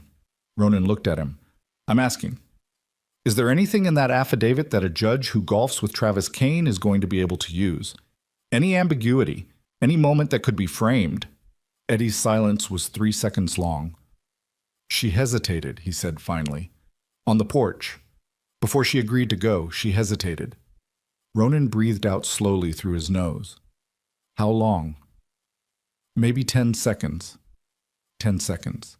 10 seconds of a frightened woman standing on her own porch in the cold, deciding whether to trust the men in front of her, which was a completely rational and human thing to do, and which, in the hands of a motivated attorney with an affidavit and a cooperative judge, could be framed as uncertainty, as reluctance, as the look of someone who was not entirely free in her decision. He put his hand on the counter. His phone buzzed. Dart. Shepard says Elena is ready to file the complaint. But Ronan, there's something else. Call me. He called him. Talk, he said when Dart picked up. The doctor at ARH, Dart said, the one treating Elena. He pulled her records. Not just from last night, her full history at that hospital. A pause. She's been treated there before, twice in the last 3 years. Before Travis. Ronan frowned. Before Travis. Before Travis Kane moved in. 2021 and 2022. Both times she listed the cause as accidental. Both times the attending noted the injuries were inconsistent with the stated cause. Another pause. Longer. Ronan. The old fractures the doctor found this morning, some of them predate Travis by at least 2 years. The kitchen, the quiet, the sound of Avery moving slightly on the couch in the other room. Someone else, Ronan said. Someone else. He turned this over. Elena didn't mention anyone before Travis. No, Dart said. She didn't. Does Shepard know? He's the one who called me. He's with Elena now. She doesn't know he knows. A pause. He says she seems like she doesn't know the records exist, like she thought they were gone. Ronan's mind was moving fast and cold, the way it moved when multiple things were converging on a point he hadn't expected to reach. Before Travis. Someone before Travis, someone who had hurt her badly enough to leave fractures that showed up on an imaging report 3 years later. Someone she hadn't mentioned, someone whose existence she might have had reasons to conceal. The father, Ronan said. Dart was quiet. Avery's father, Ronan said. Coulter Wynn. She said he left when Avery was 5. Avery's 10, 5 years ago. He ran the dates. The first hospital record, 2021, Avery would have been 4, almost 5. Yeah, Dart said. Find Coulter Wynn, Ronan said. Already started. Dart paused. Ronan. There's one more thing. The tone of it stopped him. The affidavit, Dart said. The witness. Briggs. On Sycamore Street. Yeah. I know that name. Silence. From where? Ronan said. From the Kane family file, Dart said. 3 years ago. When Ortega was watching Travis, one of the names in his notes, someone Travis was known to socialize with on Sycamore Street. A beat. Briggs has been Travis's neighbor for 6 years. They drink together. Ronan, the witness, isn't a neighbor who happened to see something. He's been in Travis Kane's pocket the whole time. The thing that happened in Ronan's chest was not anger. It was colder than anger. The recognition of a system, not just a man. The recognition that what they were looking at was not an abuser who had gotten lucky with a cooperative brother and a convenient neighbor, but something more deliberately constructed, something that had been assembled over years the way you assemble infrastructure, patiently, with an eye toward the day when you'd need it. He built this, Ronan said. Before Elena, Dart said. Before Avery. He built the network before he moved in.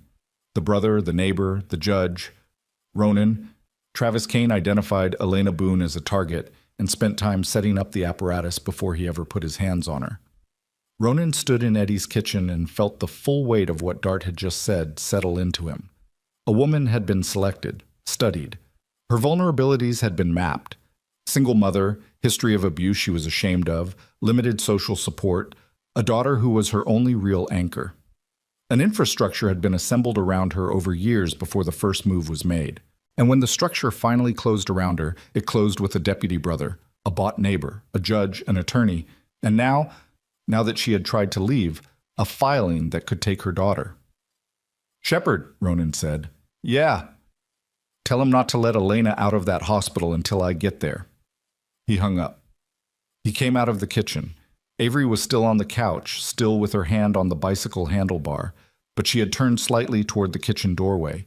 And when he came through, she looked at him, and he looked at her, and he sat down in the chair across from her and leaned forward with his elbows on his knees. "I need to ask you something," he said. "Okay." "Before Travis," he said, "your mom, was there anyone before Travis? Someone who was around when you were little, who might have hurt her?" Avery looked at him. She looked at him for a long time, long enough that the question settled into the room and became part of it. Her hand was very still on the bicycle handlebar. Her face was doing nothing he could read. "I was 4, she said finally. "I know. I don't remember things clearly from when I was 4. I know that too. But," she said and stopped. He waited. "There was a man," she said. "My mom called him a friend. He was around for a while, and then he wasn't." She paused. "I remember my mom had a cast on her arm. She said she fell. I was 4 and I believed her." She looked at her hand on the handlebar. "I don't believe things the same way anymore." "No," Ronan said. "You don't." "Is this important," she said, "for what's happening with Travis?" "It might be." She looked at him directly. "Is my mom in trouble?" "Your mom is at the hospital. Shepard is with her." "That's not what I asked." He held her gaze. "I'm going to fix it," he said. "That's also not what I asked." A long silence. "Yes," he said. "She's in trouble. And I'm going to fix it." Something moved across her face. Not relief, not fear. Something between them, something more honest than either.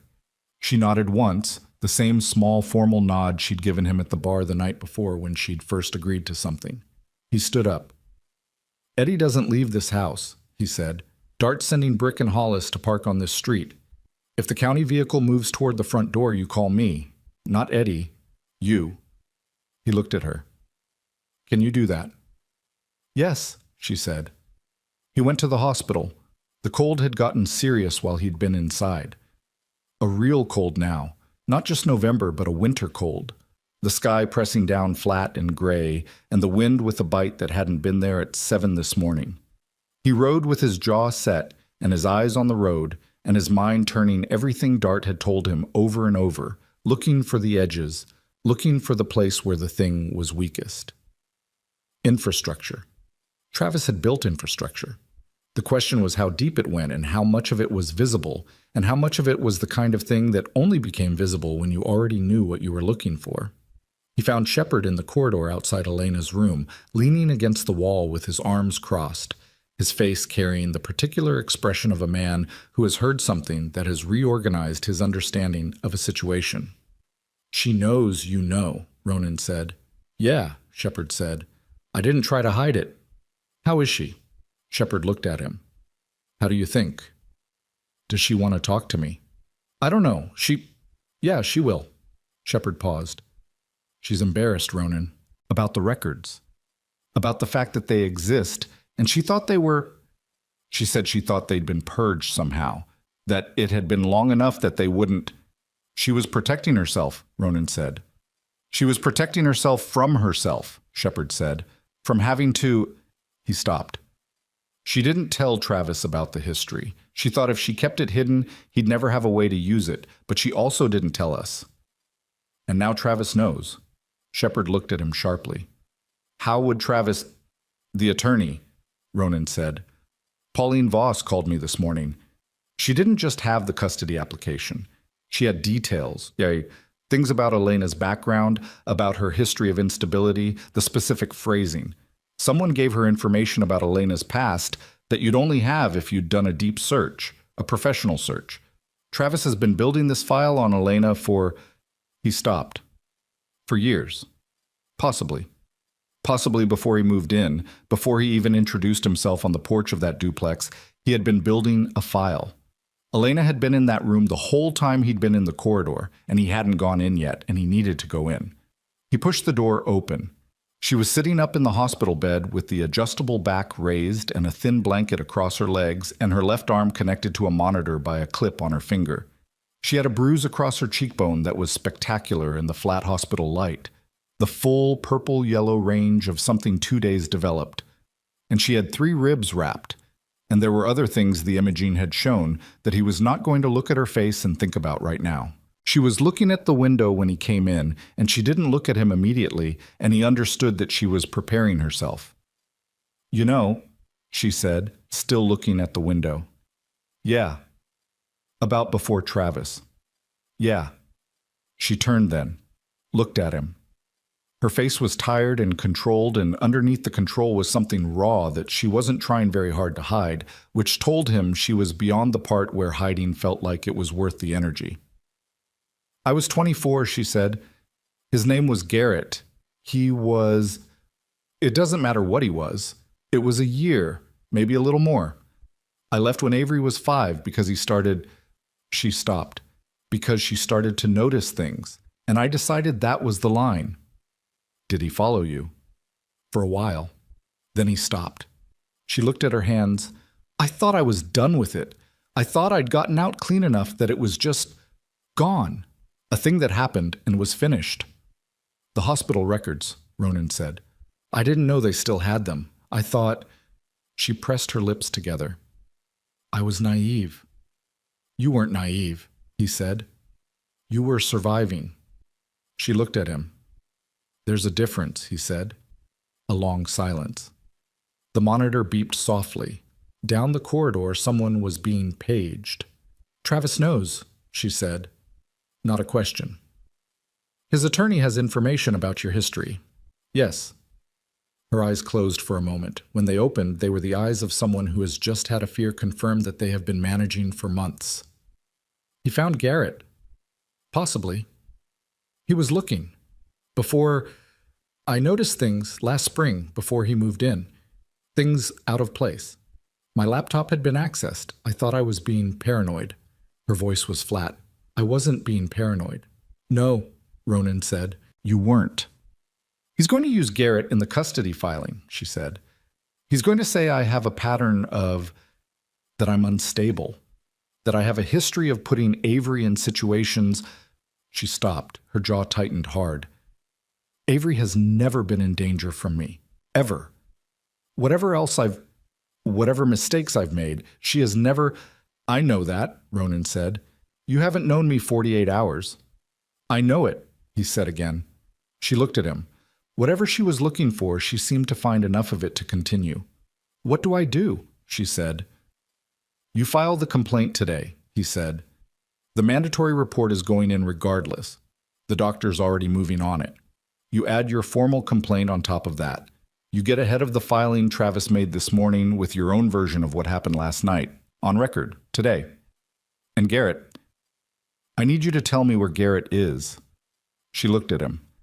If Travis found him, Ronan said, he might be part of the infrastructure. He might have given Travis information voluntarily, or Travis might have used something to compel it. Either way, I need to know if Garrett, whoever he is a threat or just a ghost. A pause. Garrett Mills, she said quietly. Last I knew he was in Corbin. That was 5 years ago. He wrote it in his phone. Is there anyone else, he said. Anyone else who might have information about your history that could be used? Anyone Travis might have talked to, old friends, family. My family doesn't... She stopped, started again. My mother died in 2019. I don't have siblings. My father is in Lexington, and we don't speak. A pause. There's a woman I used to work with, Tammy. Travis met her once at a... We ran into her at the grocery store. He talked to her for a long time, more than made sense. She looked at the window again. I thought he was just being friendly. What's Tammy's last name? Aldrich. She works at the county assessor's office. He stopped writing. County assessor's office. He looked up from his phone slowly. Tammy Aldrich, he said. How long have you known her? 10 years. We worked together at the school board office before I switched to the pharmacy. She frowned slightly at his expression. Why? He was thinking about the county building, about Travis being at the courthouse annex this morning, specifically the family court services office, which was on the 3rd floor, about the judge who played golf, about the county infrastructure that Travis had assembled over years. The county assessor's office was on the 3rd floor of the courthouse annex, same floor. Did Tammy ever mention knowing Travis before you introduced them? He said. Elena went very still. She said she'd heard his name, she said slowly. Around the county offices. She said people knew him from the quarry contracts. Her voice was changing as she spoke, getting quieter, getting more careful, the voice of someone following a thought that was going somewhere she hadn't wanted to go. Ronan, tell me. The first time Travis asked me out, she said. He came into the pharmacy. He said he'd been told it was where I worked. She stopped. I never asked him who told him. I just assumed I don't know. I assumed he'd found out somehow. She was looking at him now. Tammy knew where I worked. He put the phone in his pocket. He looked at Elena Boone in her hospital bed, 3 cracked ribs and old healed fractures and a bruise across her cheek, and he understood what he was looking at now with a clarity that was both clean and terrible. He understood that the thing they had walked into last night on Sycamore Street was not a simple situation of a man controlling a woman. It was a campaign, a deliberate, years-long, carefully constructed campaign, and it had started before Travis Kane ever walked into that pharmacy, and it had started with someone Elena trusted. Tammy introduced you to Travis, he said. Elena's face went the color of the hospital wall. No, she said. No, she wasn't there. They met accidentally. I ran into... She stopped. He waited. She suggested that pharmacy, Elena said. That branch. When I was looking for a new job, she said it was a good place, easy hours. Her voice had gone almost inaudible. That was 3 years ago. 3 years. Travis Kane had been identified in the club's files 3 years ago. The connection to Tammy Aldrich, who worked in the county offices where Travis had connections, who had directed Elena to the pharmacy where Travis had conveniently discovered her. 3 years of infrastructure. 3 years of a woman being quietly moved into position. He knew about Garrett before he met you, Ronan said. She closed her eyes. He targeted you specifically because of Garrett, Ronan said, because you had a history you were ashamed of and trying to hide, which meant you wouldn't run to authorities, which meant you were isolated, which meant when he finally had what he needed, he could close the trap and you'd have nowhere to go. She didn't say anything. He could hear her breathing, controlled, deliberate, the breathing of someone who is refusing to come apart in a hospital bed and is succeeding through pure will. Elena. She opened her eyes. This is not your fault, he said. She looked at him. None of it, he said. Not Garrett, not Travis, not any of the pieces in between. You were selected by a predatory man with the patience and resources to plan this over years, and you survived it, and you got yourself and your daughter out, and everything that comes next is going to be about what he built, not about you. He held her gaze. Do you understand me? A long silence. "I understand you," she said. It came out rough. He stood up. "I'm going to need you to be very steady for the next few hours," he said. "The complaint, the statement, everything on record. Can you do that?" "Yes," she said. He left the room. In the corridor, Shepard was still against the wall. "Tammy Aldrich," Ronan said. "County Assessor's Office. I need everything." Shepard looked at him. "How bad is this?" "I don't know yet." Ronan's jaw was set. "But it's bigger than one man." His phone rang. Dart. He answered immediately. "What?" "Coulter Wynn," Dart said. "I found him." Something in Dart's voice. Ronan caught it. "Where?" he said. That's the thing. A pause that was not Dart's normal pause. This one had something in it. Something that Dart, who processed things before speaking, had not fully processed yet. "He's not in the county. He's not in the state." Another pause. "Ronan, Coulter Wynn has been in a federal correctional facility in Manchester, Kentucky for the last 4 years. Sentenced in 2021, 18 months served, released 2022, then violated parole and went back in." A beat. "The parole violation." "What was the charge on the violation?" Ronan said. "Prohibited contact," Dart said, "with Elena Boone." The corridor. The flat hospital light. Somewhere down the hall, a cart was being wheeled across linoleum. "He was trying to contact her," Ronan said, repeatedly. "Letters, from inside. The parole board has records of 6 letters that were returned unopened." Dart's voice was careful. "Ronan, the return address on those letters, someone filed a notification with the parole board saying Elena Boone had requested no contact, signed her name." "She didn't sign it," Ronan said. "I don't think she ever saw those letters," Dart said.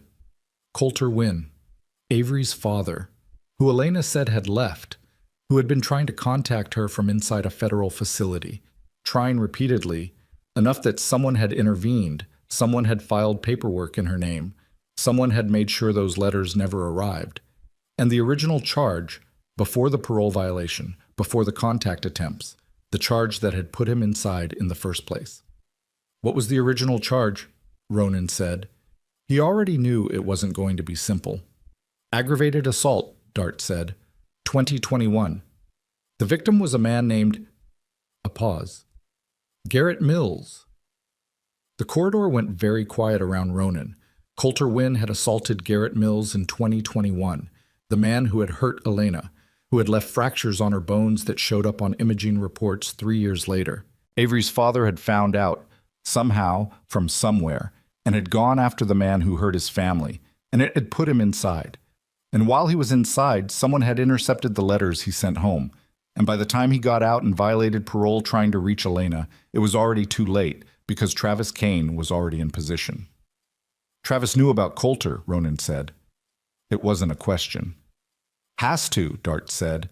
"If Tammy Aldrich was feeding him information about Elena, she would have known about Coulter. Elena would have mentioned him to Tammy. They were friends for 10 years. A pause. "Ronan, Coulter Wynn is the reason Elena never went to the authorities about Travis." He stopped. "She thinks Coulter left her," Dart said. "She thinks he abandoned them. She doesn't know about the letters. She doesn't know what he did to Garrett, or why. She just knows that the man she thought she could rely on disappeared, and then another man appeared who was very good at being reliable until he wasn't." A pause. "She's been alone this whole time thinking she was abandoned. That's what Travis was counting on. That's the foundation the whole thing was built on." Ronan stood in the hospital corridor with his phone against his ear and the weight of what Dart had just laid out pressing down on him from every direction. And he thought about Elena in that room 3 doors down telling him she understood, and then thought about what she didn't understand, what she had never understood, what had been taken from her understanding with deliberate and calculated theft. He thought about a man in a federal facility writing letters that never arrived. He thought about Avery, 10 years old, asking him, "Are they going to take me from Eddie Morrow's living room?" He thought about Travis Kane in the courthouse annex filing papers with a judge who played golf. And somewhere in that filing, somewhere in the carefully assembled documentation that Pauline Voss would present, was the story Travis had constructed. An unstable woman, a history of poor decisions, a daughter who had been removed from her home by a motorcycle club, a man who only wanted to protect a child. It was a good story. It was a tight story. And it had been 3 years in the making. "I need Coulter Wynn's contact information," Ronan said. "He's still inside, second stint, but he's at the minimum security annex now, see McKee facility." A pause. "Ronan, visitation requests have to go through. I know how it works. It could take days." "Get it started today," he thought. And DART, the letters, the intercepted letters. If the parole board has records of the notification filed in Elena's name, that's a document. That document exists in a government filing system. If it was filed fraudulently, if someone forged Elena's name, that's a federal offense, Dart said quietly. "Get me the documentation."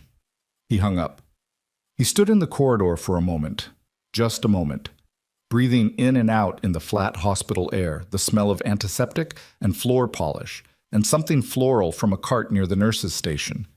He was aware of his own heartbeat, steady, not fast, the unhurried pace of a man who had learned long ago that panic was a luxury, and he had never been able to afford luxuries. He went back into Elena's room. She looked up. He sat in the chair beside the bed. He looked at her, and she looked at him, and he thought about the right way to say what he needed to say, and concluded there wasn't one. "I need to tell you something about Coulter," he said. Her face changed immediately. The particular change of hearing a name you have buried, a name that means something complicated and painful that you've spent years deciding how to carry. "He didn't leave," Ronan said. She stared at him. He told her. He told her about the assault charge, about Garrett Mills, about the federal facility and the letters, and the forged notification and the parole violation. He told her all of it in plain language with no softening because she had spent 4 months, years, living in a structure of lies, and she did not need another person deciding what she was ready to hear. He watched her face move through it. She did not cry. She sat in the hospital bed with her fractured ribs and her bruised face, and she listened to the entire thing, and her face moved through it. Through shock, and then something rawer than shock, and then something that was grief and fury and relief all compressed into an expression that had no name. And when he was done, she looked at the window for a long time. "He went after Garrett," she said. Her voice was barely a voice. "Yes. For me. Yes." And Travis knew. Not a question. Travis knew the whole time. Yes. Her hands were in her lap, very still. She looked at them. She looked at them for a long time, and then she said, in a voice that was steady and cold and nothing like the careful managed voice she'd been using for months, "I want to file everything, everything you need, right now, today. I don't care what it costs. I don't care what comes out." She looked at him. "I want him to go to prison." "Then that's what we're going to do," Ronan said. His phone buzzed. He looked at the screen, Eddie's number. He answered, and Eddie's voice came through with a tightness that made every nerve in Ronan's body go cold. The county vehicle moved. "It's not on the street anymore." A pause. 1 second. "There's a woman at my door right now. She's got a badge. Ronan, she's asking for Avery." He was moving before Eddie finished the sentence. Down the corridor, past the nurse's station, through the double doors and into the stairwell, because the elevator was too slow and too closed and too much like waiting. He took the stairs 2 at a time with the phone still at his ear and Eddie's voice coming through tight and controlled. "She's showing identification, says she's from DCF, says she has a wellness check order." "Don't open the door," Ronan said. "I haven't." "Does she have a police escort?" A pause. "No, she came alone." He hit the ground floor and pushed through to the parking lot, and the cold air came in hard. "She can't take Avery without a court order and a law enforcement escort. Not legally. Tell her that through the door. Don't open it." He was on the bike before Eddie responded. The engine came up loud and immediate, and he pulled out of the hospital lot hard, the rear tire finding traction on the cold asphalt by instinct, and he called Dart one-handed at the first red light. "I know," Dart said when he picked up. "Brick called me 2 minutes ago. He's on Eddy Street. The DCF woman, her name is Carla Webb. She's legitimate. She actually works for the county, But the wellness check order she's carrying is signed by Judge Harmon. A pause. The judge who golfs. The light changed. Ronan opened it up. That order is garbage, he said. It's built on Travis's affidavit, which is built on a bought witness. If Elena's formal complaint is on file, it's not on file yet, Dart said. Shepard is still at the hospital getting the paperwork processed. The mandatory report is in, but the formal complaint is 40 minutes behind it. Another pause, shorter. Ronan, Carla Webb is not the problem. She's doing her job. The order is the problem, and right now the order is valid on paper. 40 minutes. He had 40 minutes of legal gap between Travis Kane's manufactured paperwork and the real record that would dismantle it, and someone had timed that gap deliberately, and in that gap stood a county worker on Eddie Morrow's porch with a court order and Avery Boone on the other side of the door. He called Shepard. How fast can you get the complaint filed? I'm literally standing at the window waiting for faster. Ronan, Shepard. His voice came out harder than he meant it to. Faster. He heard Shepard moving, heard him talking to someone, quick and low, the sound of a man applying pressure to a bureaucratic process that was not designed to be pressured. 15 minutes, Shepard said. Maybe 12. He hung up. 3 minutes to Eddie's street. Brick's bike was parked at the corner, Brick standing beside it with his arms crossed and his face set, and Ronan pulled up hard behind him and was off the bike in one motion. She's still at the door, Brick said. She's been on the phone. Who's she calling? I don't know, but she made 2 calls in the last 5 minutes. Ronan looked at the house. Front door still closed. Curtains drawn the way he'd told Avery to draw them. The county vehicle parked at the curb, white and bureaucratically bland, a clipboard visible on the passenger seat. He walked to the door. He knocked the way he always knocked, 3 times, specific, unhurried. Eddie's voice came through the door. Ronan? Yeah. The door opened. Ronan stepped inside and registered the room in one pass. Eddie, solid and set-jawed near the door. Avery on the couch, upright, both hands on the bicycle handlebar, her face completely still. The county worker. Carla Webb, mid-40s, gray blazer, lanyard with her ID badge. The look of a woman who had been doing a difficult job for a long time and was trying to do it correctly in an incorrect situation, was still on the porch, and when Ronan turned and looked at her through the open doorway, she looked back at him with professional caution. Mr. she started. Creed, he said. Ronan Creed. I'm a friend of the family.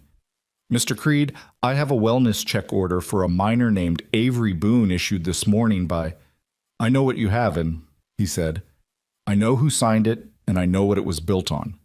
He kept his voice level. I'm going to ask you to wait. I can't wait indefinitely.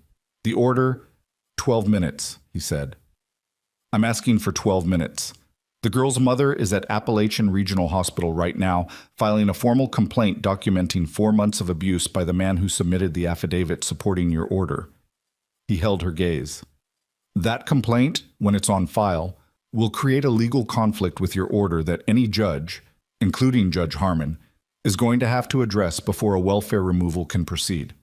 He paused. You can take her now, and be part of the story of how a little girl was temporarily removed from her support network because of a filing built on fraud. Or you can wait 12 minutes. Carla Webb looked at him. She looked at the badge on her lanyard, then at him again. I'll wait outside, she said. She stepped back from the doorway. Ronan turned around. Avery was looking at him. She was still on the couch and still holding the handlebar, and she said very quietly, How long?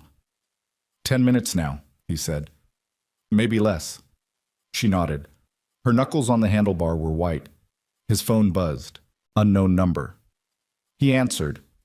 Travis Kane's voice. You think you're clever. The sound of it, flat, controlled, the specific register of a man who has practiced managing his emotions in public, landed in Ronan's chest like something blunt. Travis, he said, you walked into my house with 5 men and you took my family. They were never your family, Ronan said. A pause.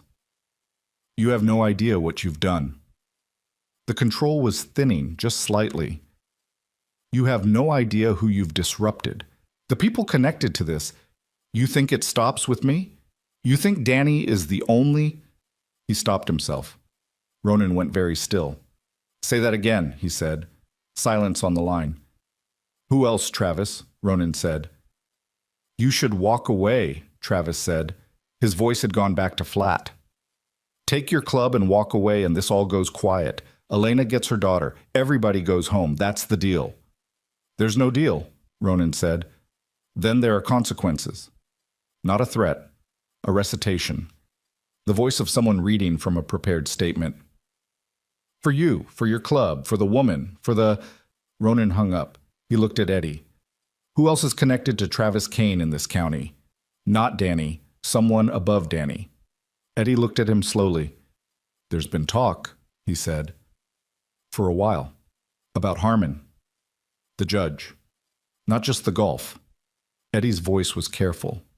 There's a name that comes up. A county commissioner, man named Sutter. He and Travis went to school together, grew up together.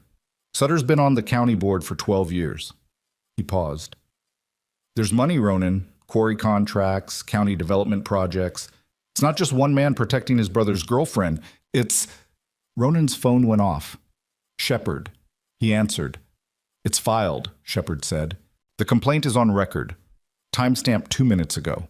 And Ronan, the mandatory report triggered an automatic flag. There's a state-level domestic violence investigator who just got pinged because of the prior medical records. The pattern... Shepard paused. This is above Harlan County now. This is a state file. The state. Above Harlan County. Above Judge Harmon. Above Commissioner Sutter and Danny Kane and every piece of the infrastructure Travis had built at the county level. Ronan turned to the doorway. He stepped onto the porch. Carla Webb was standing on the front walk, arms crossed against the cold, her phone in her hand. She looked up. The complaint is filed, Ronan said. Time-stamped 9:07 this morning. The case has been flagged at the state level. He looked at her directly.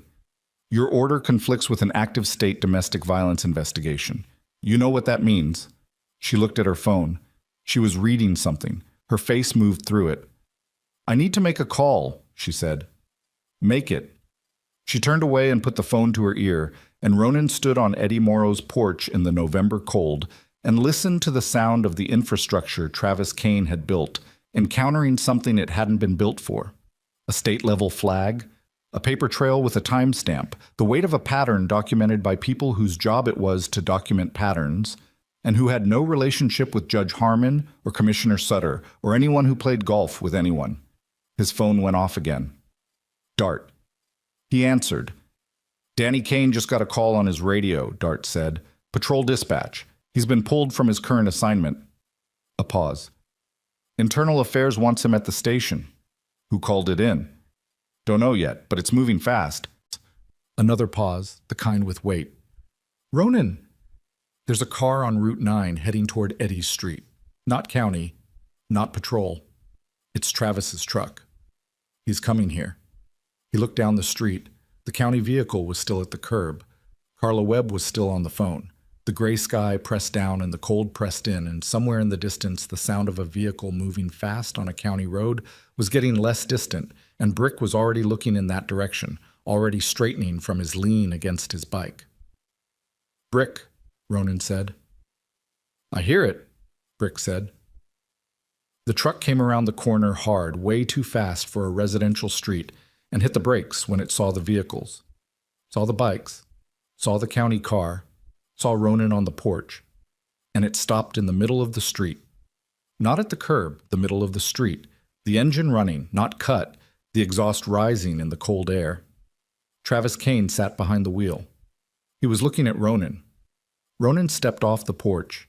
He walked down the front walk and through the gate and onto the sidewalk and stood there, and the distance between him and Travis's truck was 30 feet of cold residential street and absolute silence. Carla Webb had lowered her phone. Brick was completely still. Travis got out of the truck. He was holding something.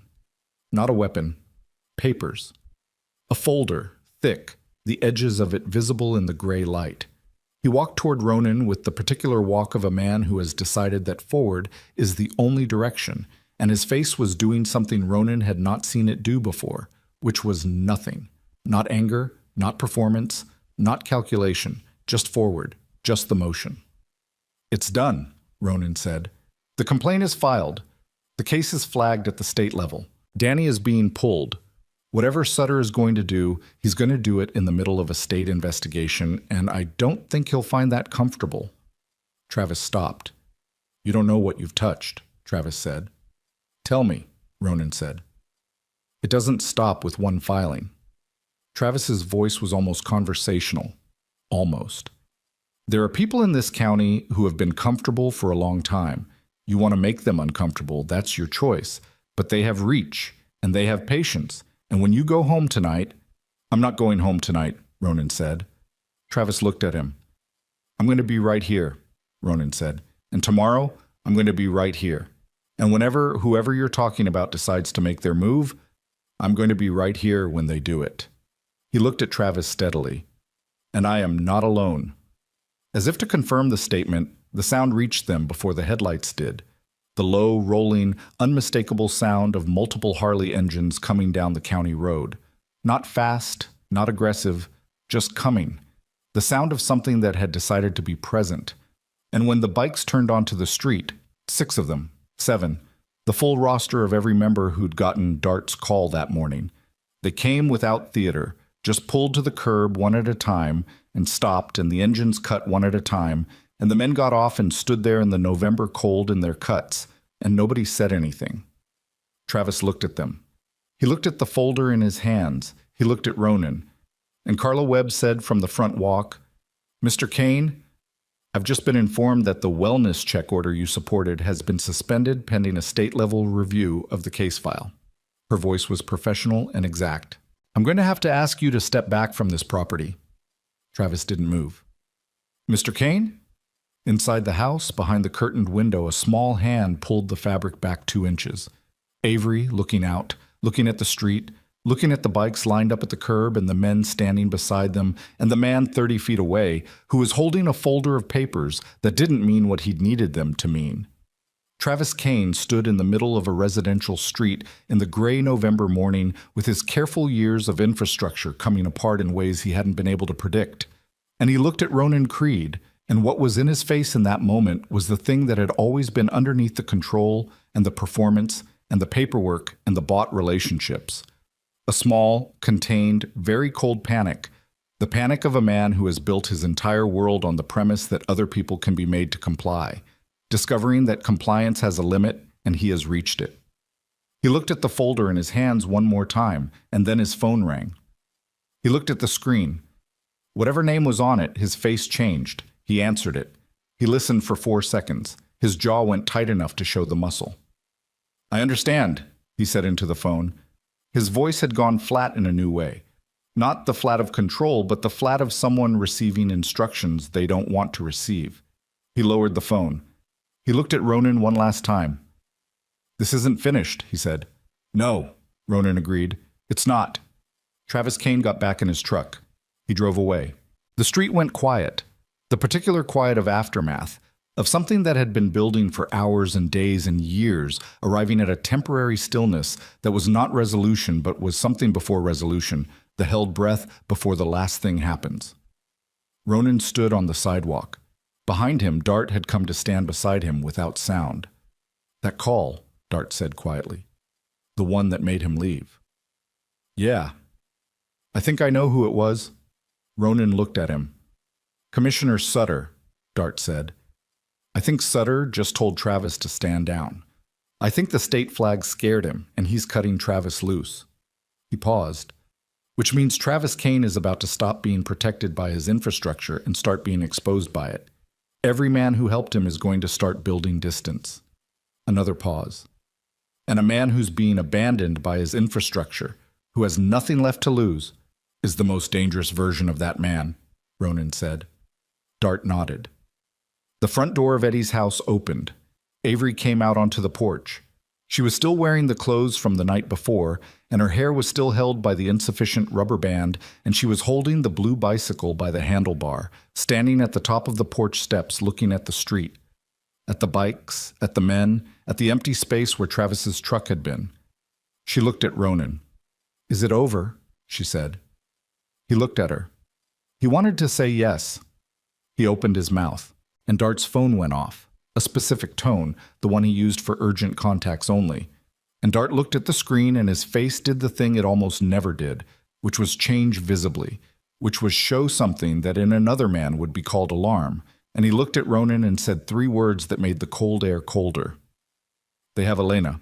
They found Elena in Travis's truck. Not taken violently, cornered. He had been waiting in the hospital parking structure, 2nd level, the blind spot between the concrete pillars where the cameras didn't reach. And when Shepard had walked her out, he had been there with the truck running and Danny beside him. Danny still in uniform. Danny, who had not yet been formally suspended and whose badge still meant something in a parking garage at 11 in the morning.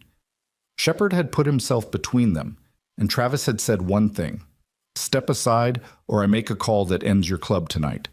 And Elena had said, quietly, "Shepard, don't," and had gotten in the truck herself, because she was Elena Boone, and she had spent 4 months making herself small to protect the people around her, and the habit was not yet fully broken.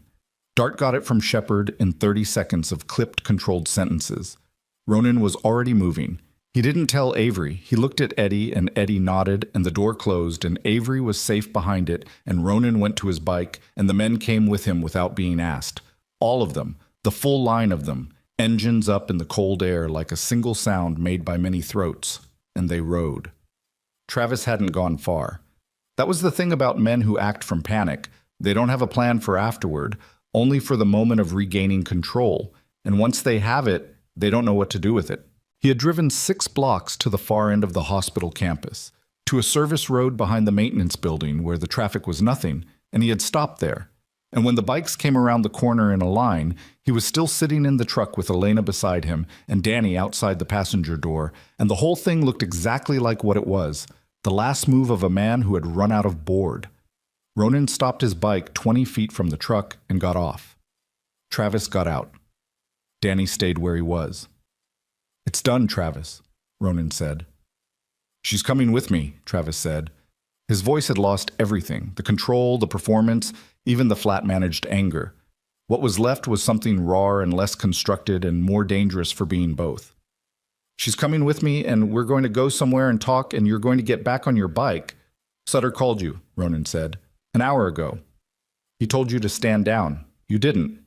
He looked at him steadily. "Danny, Internal Affairs wants you at the station. You know that. You've known it for an hour." Danny's jaw moved. "Whatever he promised you," Ronan said, not unkindly, "he can't deliver it anymore.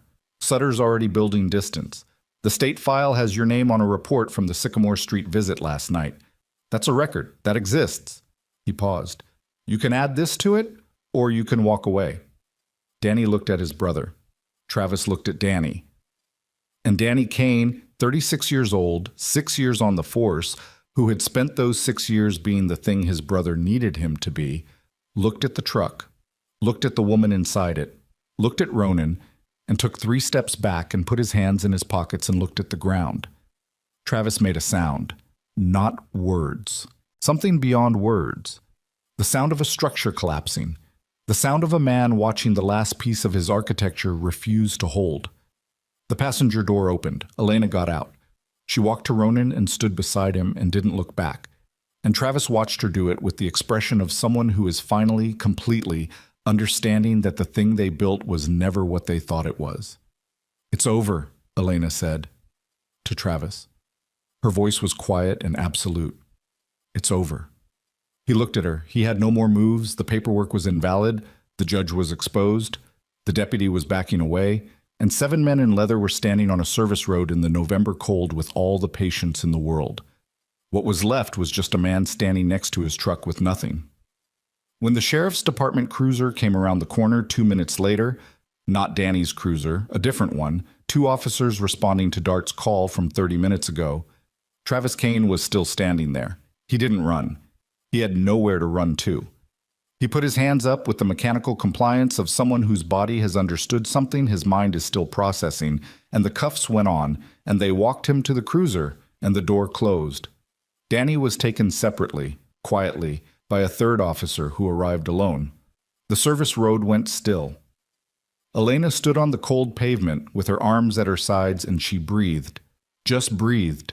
In and out, deliberately, the way you breathe when you are checking to see if it's real, if the weight is actually gone, or if you've only imagined the absence of it. She breathed 3 times. Then she turned and looked at Ronan. "Avery," she said. "She's safe," he said. "She's at Eddie's." She closed her eyes for 2 seconds. Then she said, "I want to see her."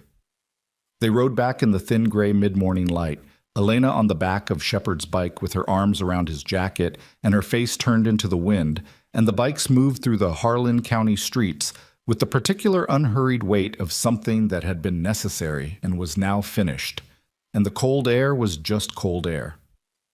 Avery opened Eddie's door before they reached the porch. She looked at her mother, and her mother looked at her, and neither of them said anything for a moment, just stood in the doorway of Eddie Morrow's house with the November light around them. And then Elena crossed the porch in 2 steps and put her arms around her daughter, careful of the wrapped ribs, but holding her, really holding her, and Avery's arms went around her mother's waist and held back, and neither of them spoke. Ronan stood at the bottom of the porch steps and watched. He thought about Caitlin. He let himself think about her this time, not sideways, not managed, just directly. Her face, her age, the night he hadn't been there. He thought about the 11 years of carrying it and the particular complicated thing it felt like to be standing on a porch, watching a mother hold a daughter who was still here, still whole, still able to hold back. It was not absolution. He had never been looking for absolution. It was something smaller and more real than that. It was enough. The weeks that followed moved differently than weeks usually moved in Harlan County. Travis Kane was held on charges that expanded as the state investigation deepened. The forged contact notification in Coulter Wynn's case alone was a federal matter, and when that thread pulled, others followed. Commissioner Sutter resigned before charges were formally filed, which fooled no one. Judge Harmon recused himself from 3 active cases and quietly requested retirement.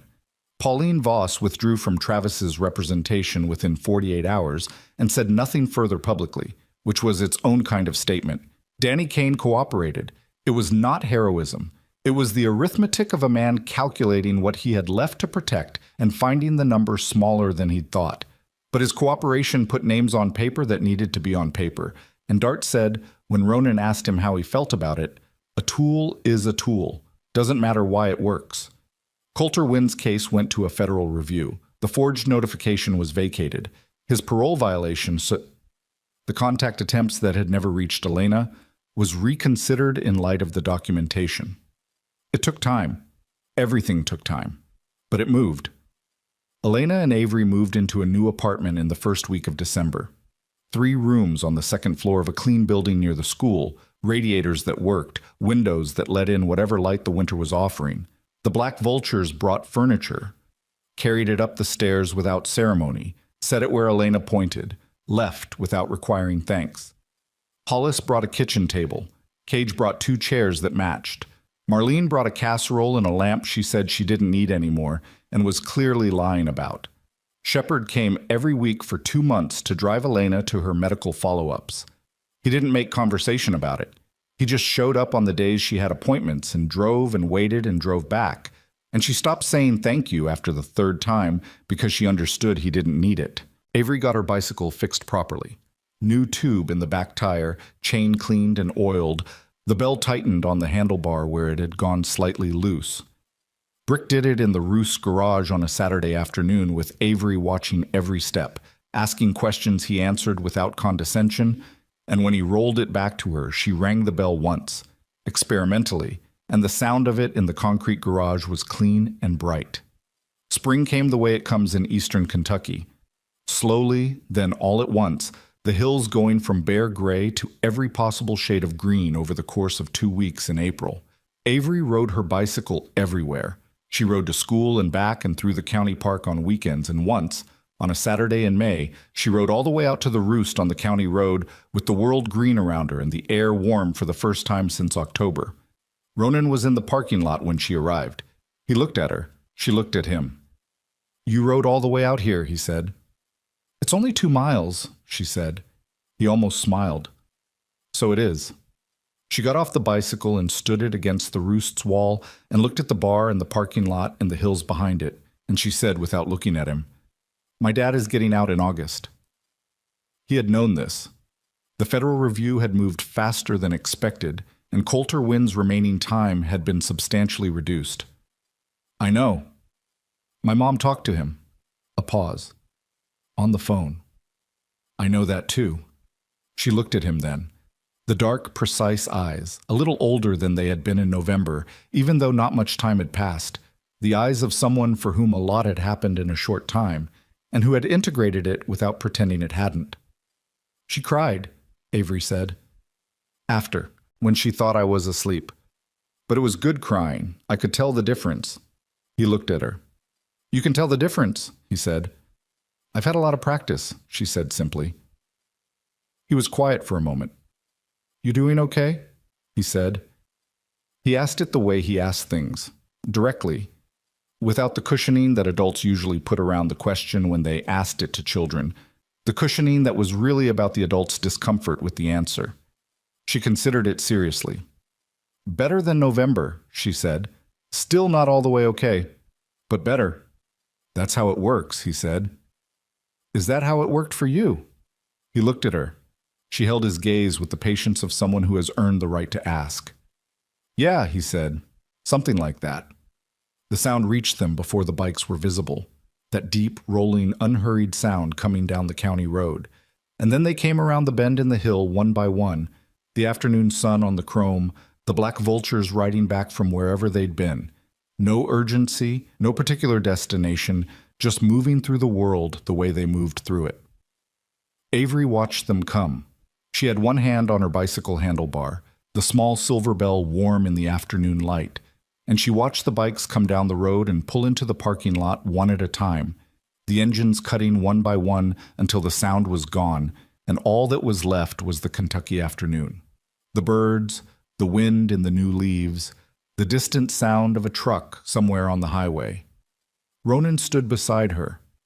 He thought about what family was, not the idea of it, the actual, practical, daily fact of it. Who shows up? Who stays? Who drives you to the appointment without needing to be thanked? Who fixes your bicycle on a Saturday and answers your questions without making you feel small for asking? Who stands in the doorway at 11 at night so that the thing behind the door cannot reach you? He had learned it late. He had needed to learn it twice. He looked at the girl beside him, 10 years old, nearly 11 now, standing in the parking lot of a bar called The Roost, with her hand on a blue bicycle and her chin level and her eyes taking in the world with the careful, earned attention of someone who has already discovered that the world does not automatically protect you and has decided to be present in it anyway. He put his hand briefly on her shoulder. One moment, then he took it away. "Come on," he said. "Marlene's going to have food." Avery rang the bell once. She walked the bicycle toward the door, and the Kentucky sun went on going down behind the hills, warm and unhurried, the way it had always done, the way it would keep doing long after all of them were gone. And for the first time in a long time, the road ahead looked like it belonged to the people walking it,